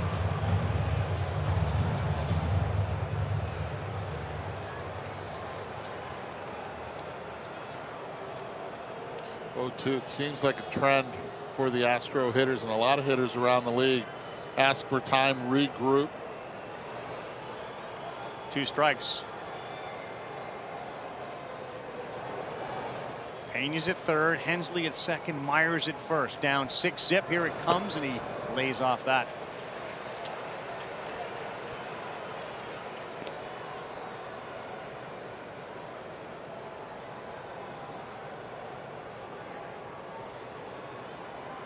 Came off of the Tommy John list last year, and he dealt .297 ERA starting in mid-July.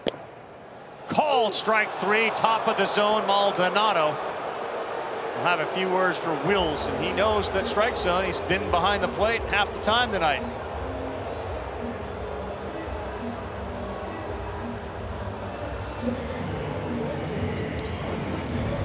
It's that sink in the late action. See how much that ball moved. Too close to take, especially with the way that the calls have been made tonight. If you had a challenge system and you put it in the player's hands, would he challenge that one, and would it be overturned? That would be interesting to see. Well, definitely he challenged it, right? That's the way the system works. It'd be in the player's hands. Maldonado would have the opportunity to challenge. 2 balls, no strikes. Yeah, that would not come from the bench. And you have to be immediate. So he could go to the top of his helmet and challenge that pitch, and then it would go to what we just showed you, the technology. Here's Dubon, 2-0. 2 balls and a strike. I think that would be interesting. I think the crowd would get into it. I do. If it was rapid, it happened quickly. Player challenges, you go to the scoreboard and see where the pitch was. That's a lot of action. Sinker is around 98 miles an hour. Can't give up on it when it's away. Remember, Dubon Singleton was thrown out trying to stretch it to a double his last time up. They'll check to first, strike 3. He went. And Dubon looks down at the first base umpire and starts screaming at him. Mike Estabrook punched him out. 2 down. Can't challenge this one. This is a judgment call. Wow, could have gone either way there. Here's Bregman. He's been a terrific hitter with the bases loaded over his career. He's got 4 grand slams, a .350 batting average, an OPS of 1100. And just like Neris, Hernandez coming in and getting the first 2 outs with the bases loaded. Can he finish the deal?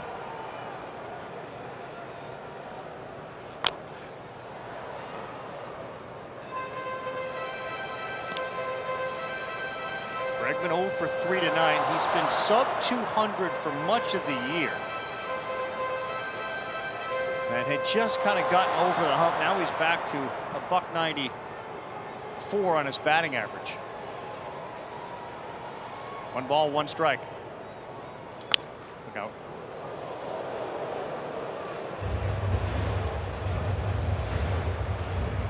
Bregman's had some good swings tonight. He's been unlucky.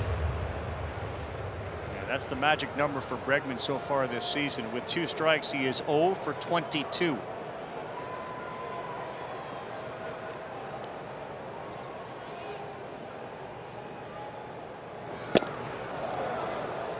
Close.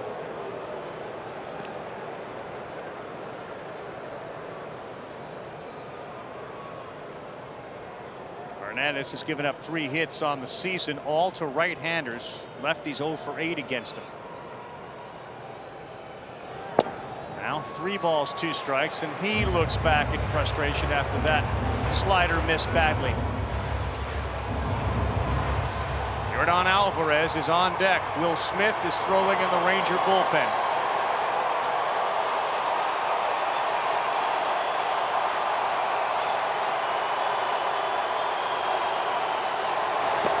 Ball 4, and the Astros are on the board. They'll stay loaded for Alvarez. Okay, Tony, you have to explain this one to me. That's the second changeup he throws in this inning. Second one to Bregman. Why would you go there? If he hits a grand slam, it's still 6-4. I mean, are we pitching to the score, or are we pitching for the ERA? To me, it does not make any sense. Yeah. That pitch selection there. I agree completely. If you're going to throw an off-speed pitch on a 3-2 count, and we said that with Framber Valdez earlier, you have to throw it in the strike zone. You can't try to trick a guy out of the zone on 3-2, especially a guy like Bregman, who has an excellent eye.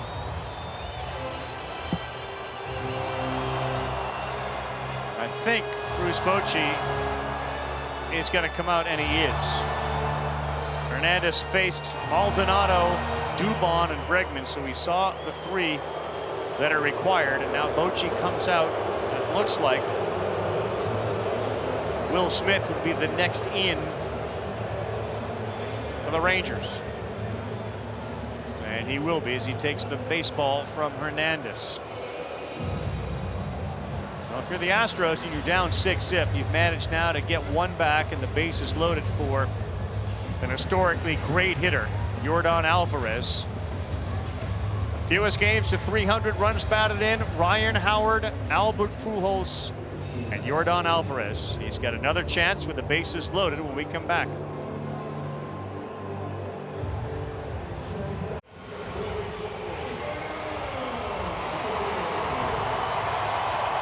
Welcome back to Minute Maid Park, bottom 7 of a 6-1 game, and Yordan Alvarez is at the plate against the lefty Will Smith with the bases loaded. Alvarez 18 for 41, a 439 average with him loaded, and he is excellent against left-handed pitching. First pitch from Smith, inside, high, but it gets a piece of the zone, strike 1. Since 2019, there have been very few, if any, left-handed batters as effective against lefty pitchers. Way inside. Let's not forget, we already saw the chart earlier, how good Alvarez is on pitches down in the zone. Will Smith trying to stay up and in. He has the ability to flick one down the left field line and have it get over that wall because he's so strong. David Ortiz comparison from Bruce Bochy earlier today. 1-1, swing and a miss on a good slider. Classic patterns. Hard in, soft away. Excellent sequence so far.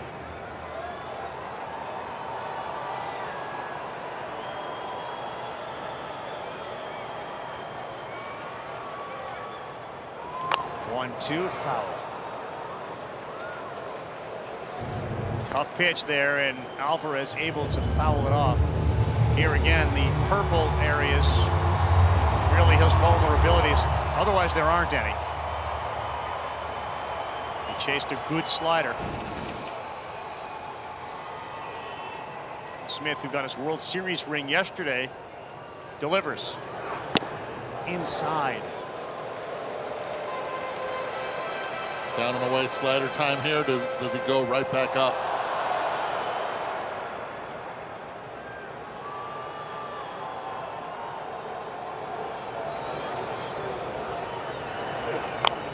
Slow roller, tough play. Can he get it and step on the bag? He can.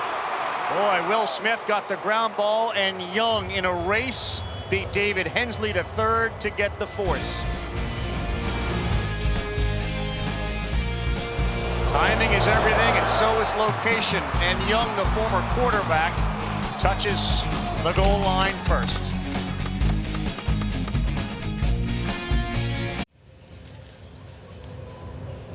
Back with the best coverage in today's game. Take a look at the grand slam through the T-Mobile multi-view. 6-1 game, and this was the hit that blew it open. Framber Valdez, starting pitcher. He watches. With an emotionless Framber Valdez. Grand slam off the bat of Marcus Semien. Hey. And now back to live action. Ronel Blanco now on in relief for the Astros. Boy, I thought off the bat it looked like Alvarez was going to have a hit because Young was generally playing where the shortstop does, and he won the foot race. That has sent many of the Astro fans scurrying for the gates.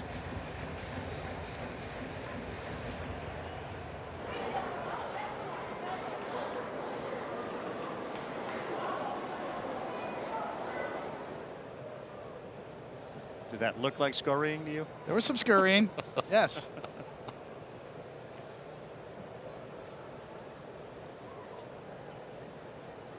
Ahead 0-2. Say this, I mean, this is just an early season series, but with Texas having finished between 23 and 38 games out, and all the investments they made, I mean, this is a little bit of a statement, is it not? If you're a Ranger, you certainly feel good about it, especially with Seager on the shelf. Right. Probably your best player, and was off to a great start. Hammering the ball, his hard hit rate, exit velocity were busting charts, and then a hamstring for Seager. Remember, the Astros minus Altuve, Michael Brantley's coming back. Their offense is going to look an awful lot different, but there are currently 6 franchises active looking for their first World Series, and none have waited longer than the Rangers. You know, put it this way, the Rangers are a place people want to play now. New stadium, new venue, new organization, very committed. Bochy, Mike Maddox is your pitching coach. No State, Texas. Got to throw that in there, right? It doesn't hurt. But the Brewers, Mariners are on that list, the Padres, the Rangers. If you were to take one of the 6, who gets the World Series first of those? Rays? Rays just get summarily dismissed from every conversation. Disrespected, right? And it's just not right. They're that good. Abreu had that go off his glove, and Dubon may have twisted his ankle as he had to turn awkwardly once it got off the glove of Abreu.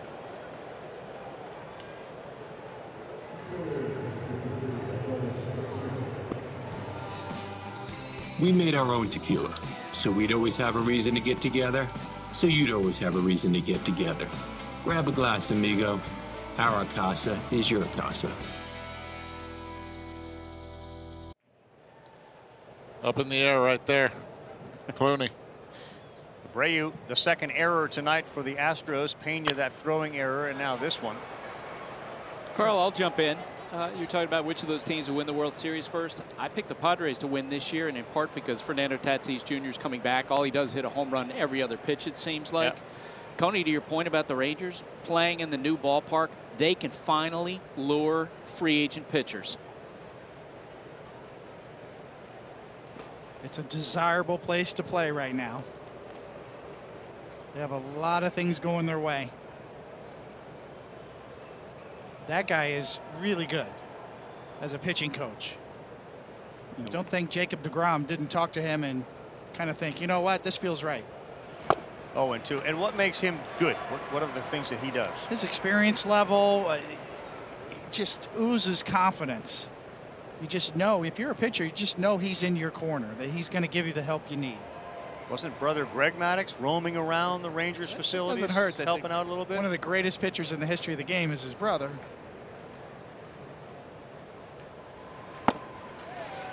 Garcia strikes out. It's not been a great night for Adolis Garcia. He reached on an error and scored, but other than that, 0 for 3.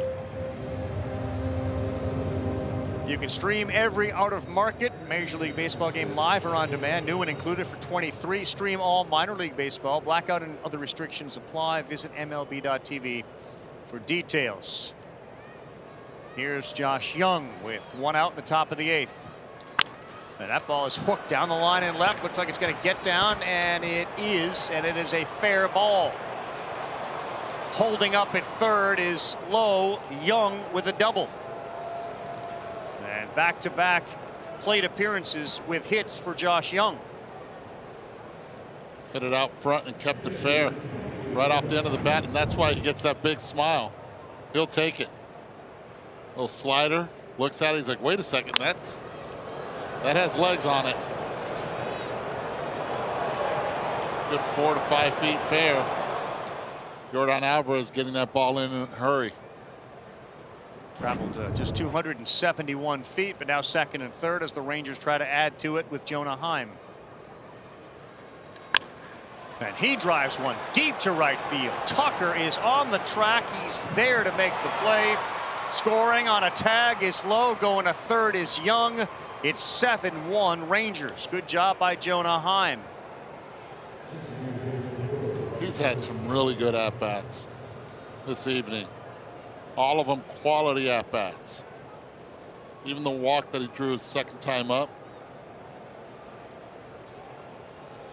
The double he hit in the first at bat. Yeah, that double he smoked. And that was a good swing there as well. Here's Robbie Grossman. He had a single and an RBI, and now he gets hit by a pitch. So he'll go down to first base.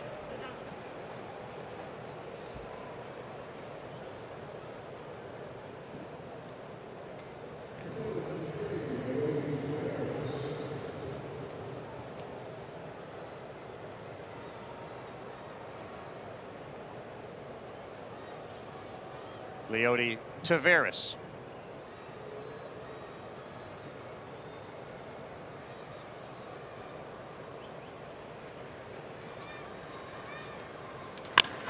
He drives one to left. That sends Alvarez back. He cannot get it.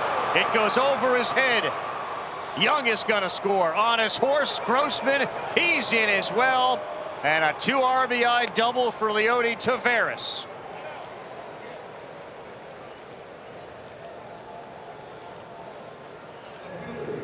That double definitely sent fans scurrying a little bit quicker. Fastball right down the middle. Just did not miss it. Left center field. Jordan trying his best, but no chance. Once you see an outfielder leave his feet, most often than not, on a play going back, no chance. What was Dandy Don's line back on Monday Night Football? Turn out the lights. Party's over. Well, that's a huge hit, though, for Taveras, who, again, just came off the IL with the oblique strain. Stretches the lineup out. Allows Bruce Bochy a little more maneuverability. They lead at 9-1. 9 runs in the last 2 innings. And an aggressive hack from Jankowski. Thank you.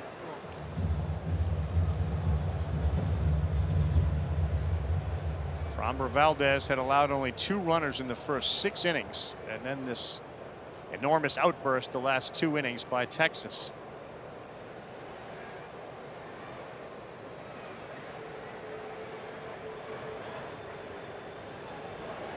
Paul. We will eventually say, if this continues for Texas over the course of the season, that the Rangers are strangers no more. You could see it coming last year. Offensively, they scored.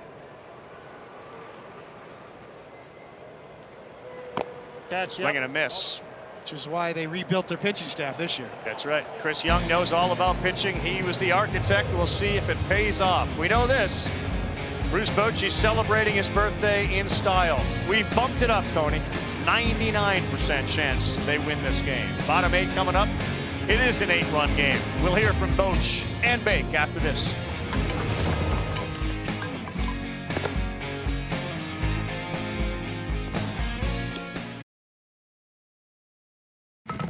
Dusty, it's Boch's birthday. Did you know it was his birthday today?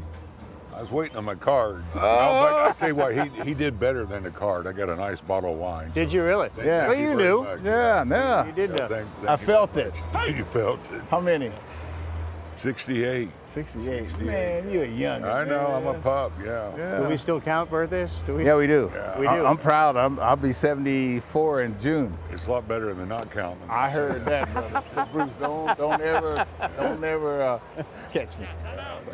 You won 3 World Series and you got your first. How significant is a World Series to a manager, winning one?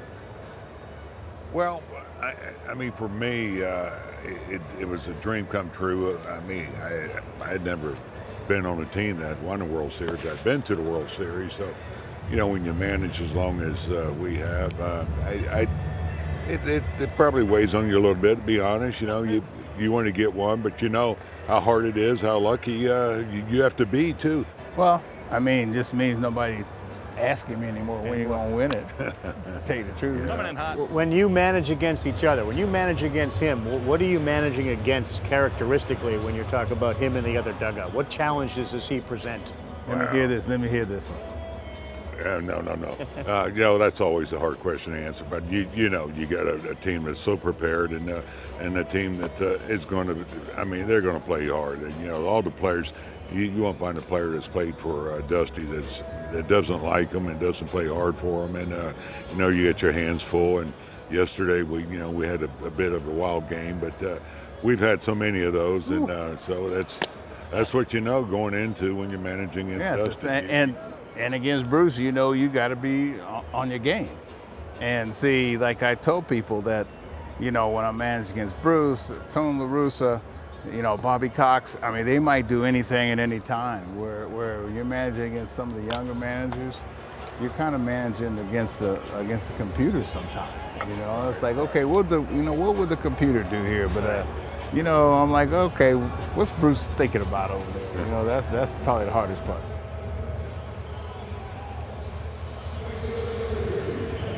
Two of the greatest managers of all time, and you know, they're on lists with Leo DeRocher now, Walter Alston, like passing historically great names. You can see the entire interview on ESPN's YouTube channel. But I was fascinated by the manager versus manager, or at least the traits that you know a certain manager might use. Because everybody will tell you, even pitcher versus pitcher, like when you were on the mound, did you feel like you were facing the other pitcher or the other team's offense? Well, I know the conventional answer is I just worry about the lineup. If you're a pitcher, I just need to get guys out. But you knew who you were facing on the other side. You knew how much margin for error that you had. Generally, yes, exactly. So that impacted you. You know, I'd be lying if I said it didn't. It obviously did. If I'm facing Greg Maddux and he's dealing, I know I have to pitch a little differently. One thing that we have to realize is that today's game's a lot different than it was before when it comes to decision making on the field, and Dusty's realized that, and he knows that. But one thing that Dusty does really well, and so does Bruce, is they know their personnel. They know what makes them tick. They understand if some players can handle pressure better than others, and some can handle if it's hitting in the 1 spot or the 4 spot or not. And those are things that, as Dusty would say, computers can't tell you. So you have to understand who your people are. And for Dusty, it was really difficult. His first year was 2020. He couldn't get close to his players. But after that, everything just clicked. You know, there's always going to be room to second guess game management. Should have brought this pitcher in. Yep. Why did you make that move? And that's the one place the fan base goes nowadays. Your bullpen management. There's always going to be second guessing. One thing you can't second guess is the respect these two command when they walk into a clubhouse. They don't demand it, they command it. Players respect them the minute they walked in. And that means a lot in a clubhouse. And you talk about delegation. These two guys delegate. They delegate with their coaches. They understand that they don't have to be hands-on on everything. Ball 4. They trust the personnel.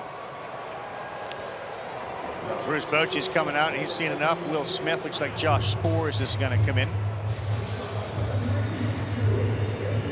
He's getting his steps in, isn't he?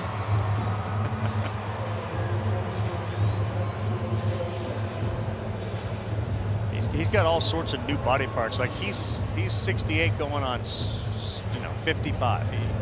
Knees, hips, some back issues he's addressed. Looks like Woody from Toy Story when he walks out there. Got put back together. You went there because I can sort of see the thought bubble, and I'm like, is he gonna pull it? We'll fix it. And he did. He pulled it. Wasn't Kirk Reeder Woody? Wasn't that his guy? You got to turn the music off on Bernie here. Sunday Night Baseball is presented by Casamigos Tequila, brought to you by those who drink it. You can have a weekend at Bernie's or a weekend with either one of those two guys. It'd be just as much fun. Boch and Bake on Sunday Night Baseball. They have met nearly 200 times. Currently, Dusty holds the advantage in that one. Well, Boch looks like he's going to cut into that tonight. Between the two managers, Dusty and La Russa, Bochy and Bud Black. Clint Hurdle, of course, with his days with the Rockies, Pirates, and there's Dusty and Bochy at 194. Great list when you keep passing yourself. Hey guys, you were asking the question before about what distinguishes Bruce Bochy as a manager, what distinguishes Dusty Baker. I've always thought that the best managers, and this is going to sound simple, they like people. Bobby Cox was like that. Joe Torre was like that. Boch is like that. But Dusty Baker was like that. Carl, you and I had the conversation with Robbie Grossman a few weeks ago, and he talked about hearing Boch from the dugout cheering on his players. That's what you used to hear when Bobby Cox managed the Braves from those field mics. TBS, come on, Chip, let's go, Smoltzy, that sort of thing. Players feel that these guys like them, root for them, and I think they respond to that. They do, and there was a great story, too, about Hunter Brown last night. After a rough defensive inning behind him, he came in and he said, look, there's a lot of baseball left, and Dusty told us he kind of gave him a second look, like, all right, kid, all right, I see what you're doing there. And talk about endearing yourself, and these guys will let you know when you do things to endear and when you do things on the other side. I would imagine, too, that a lot of people are so affected by criticism, whether it be social media, fans, even within your own organization. At some point, 68, 73, you've seen it and done everything. You can tune some of that stuff out. You don't pay attention to it.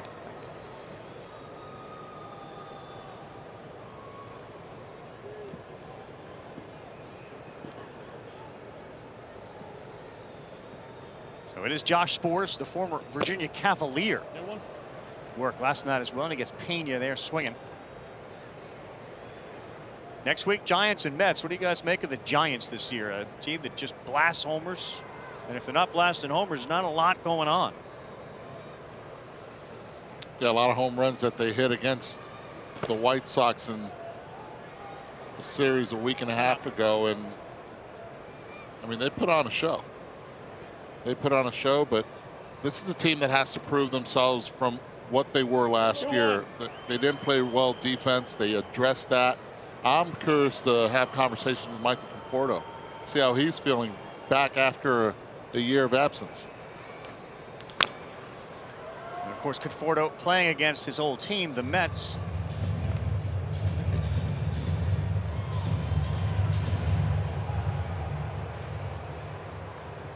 Pete Alonso hit his 9th home run today. Yes. Brandon Nimmo will be wearing the microphone for us. Always great to visit with Gabe Kapler. Always. And that's out of play. Can't wait to see that view from the broadcast booth in that ballpark. That. Wow. The organization scorned, though, over the winter with the pursuit of Correa, and that didn't work out. And Aaron Judge, they had a big offer in on. Best laid plans didn't come to fruition. Pena swings and misses. Spores picks up a strikeout.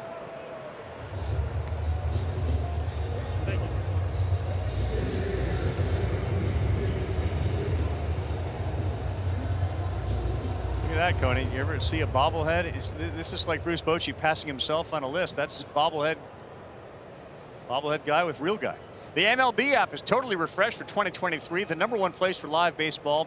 Real-time highlights, breaking news faster than ever. You can follow players to get a home feed personalized just for you. Download the MLB app today. How many David Cone bobbleheads are there? Well, they're old, that's for sure. They were given away a long time ago. Ripped to right and right into the glove of Garcia. Spores does his job. We'll head to the 9th of a 9-1 game.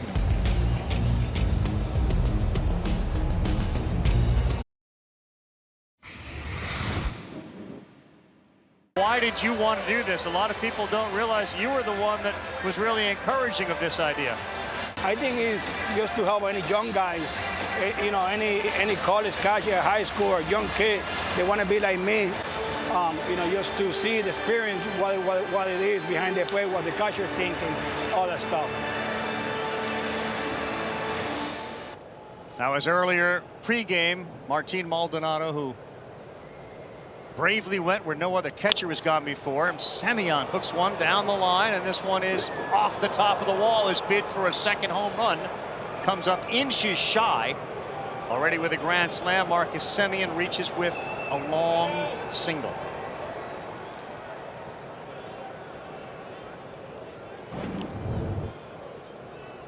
That's just balance right there.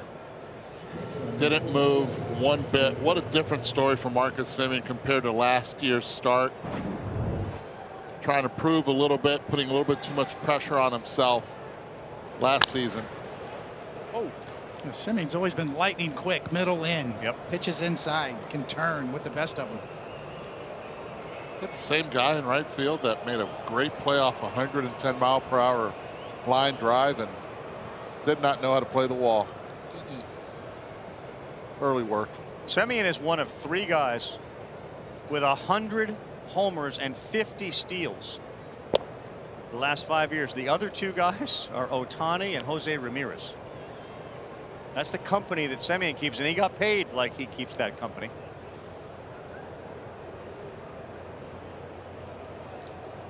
His timing was impeccable. A career year when you're a free agent. California kid relocates to Texas with his young family. And they love it there. But it wasn't only impeccable, it was the ability of going to second base, proving that he could play second base in Toronto, and then capitalizing on it. And being a free agent, having the ability to play short or second, premium positions. You know, in that conversation with Bochy and Baker, I asked him about the current game, the rule changes, and they both were in favor of it. Bochy acknowledged when he was out for 3 years, he was the guy that all of his friends and people who knew him would go to and say, well, what do you think of the game? Because he's obviously been involved with it for so long. And he said you could see that all of the analytics and the approaches took away from what this game was supposed to be, which is fun. He said it wasn't fun anymore. And maybe seeing Showalter have success, Dusty win the series, there's other factors that led to him wanting to come back, but the rule changes were probably a part of it.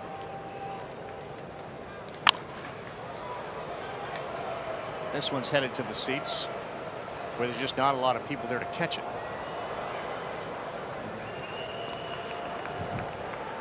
Loose ball on the floor, and there we go.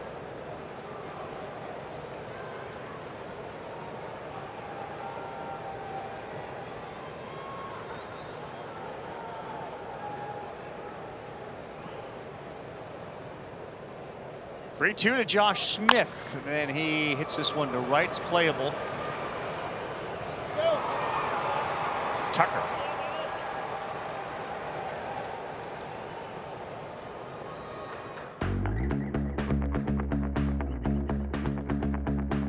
Meet Ultimate Hybrid, advanced ceramic and wax technology. The best of both worlds, but better. Only from Mothers.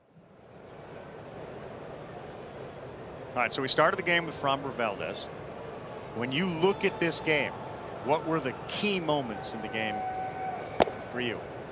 I thought Framber Valdez started to show some signs of wearing down, a little bit of fatigue. His curveball, he kind of lost the feel for it. In the last inning, loaded the bases. Maybe left him in a batter too much? It's possible. I think that's one of those scenarios where Dusty's trying to show confidence in his starting pitcher. But things happen so quickly. Sometimes you have to anticipate, get your relievers up maybe sooner than you would have liked. Even though when Neris came in, he did a great job. Well, that was the key. The Neris, the 0-2, and the Pena error. Yeah, that was like everything kind of snowballed after that. And I'll take it a step further on that. That's a ball that's a catchable ball at first base also by Jose Abreu. The ball it did not hit dirt, it hit grass. And it just seemed like it caught Jose Abreu off guard a little bit. He took a step back and it ended up hitting him in the right forearm. But that's one usually that he stays low and he makes that play 9 out of 10 times. Hey! You know, relievers, it's the life of a reliever is so tough. You come in bases loaded, you're one pitch from doing a full Houdini and getting out of it. Exactly. You kind of get ahead of yourself. And you end up hanging. The worst pitch you threw was that one 0-2 hanger, obviously, for the granny. Nathaniel Lowe rifles one to center field. That's deep, and oh, a nice running catch out there in center field by Myers. And Nathaniel Lowe continues to pound the baseball, but a terrific running catch. Watch Jake Myers' jump in center field. He's playing on the left side of the field, and he just did not break stride. Nicely done. Sorry, Wendy. Yep. Nathaniel Lowe's mom, Wendy. Remember, Chas McCormick is kind of banged up, got some vision issues, so Myers out there. It's a good thing Towles Hill wasn't part of the reconstruct. Doug Glanville, who hit the first home run here, and who was the first hitter at this ballpark when it first opened up, is on radio with us on ESPN Radio. Hey! It's the first thing every time he comes to this ballpark. Oh, thank goodness Towles Hill is not there. There may be some people watching who don't know what Towles Hill was, but the old Houston ballpark, there was a legitimate climb you had to make in center field for a ball in play. There was a hill in the outfield. So imagine running like Myers did, and then all of a sudden your legs start to get shorter because the hill's going. You're done. Wasn't the flag also? Not to mention a flagpole right in the out middle there. too. The NFL wised up and moved the goalpost from the front of the end zone to the back of the end zone.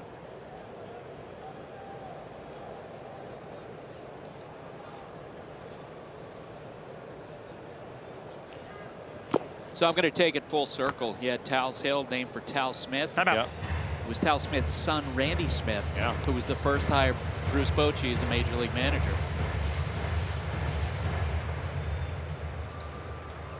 Bochy had quite a run at San Diego, and then obviously with his World Series wins in San Francisco. Buster from the top rope with a tie-in.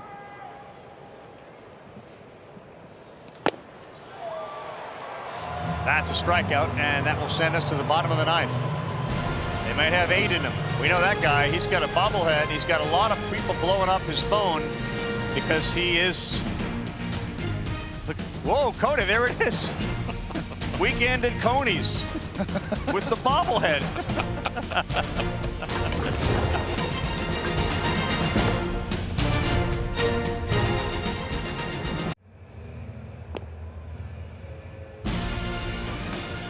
I was kind of wishing you would go with the old 10-gallon hat and the sunglasses, but it didn't happen, just the sunglasses. Next week, Sunday night, we will be in the Golden State where the Mets will take on the Giants right here on ESPN, available on Deportes and ESPN Radio. Our coverage begins at 6 Eastern. Baseball tonight, Sunday night countdown. David Cone, Eduardo Perez, and yeah, I mean, if we're going to have home runs out in San Francisco, we're going to fire up a celebration, and we got all sorts of things going on. We got horns, we got dumbbells that are blown up, cheese heads. These are part of the home run celebrations we've seen. Olsen goes with I'm going to call it the Bochy cap. That's your favorite, Eddie, the Baltimore celebration. Oh yeah.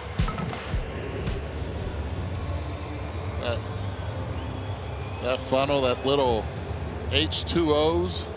Just let it hydrate. This is your game now. We're just letting it fly a little bit. You can see Coney's nod of it, like, yeah, I'm in on all of this. Saddlebag time. Anything could happen. Myers, we were thinking, is there any chance one can get to the roof? That was close. One down.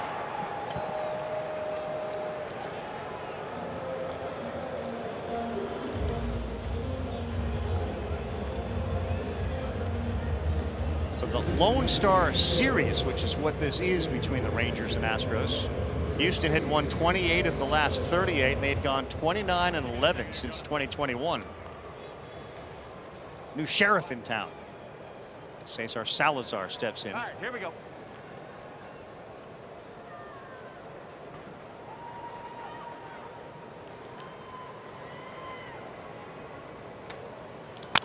We haven't seen Verlander pitch for the Mets, but how big a loss is a guy like Verlander even to a staff where Hunter Brown looks like he is a little bit more ahead of even where you thought he might be, and Framber is there with Javier and Urquidy. How big a loss is a Verlander?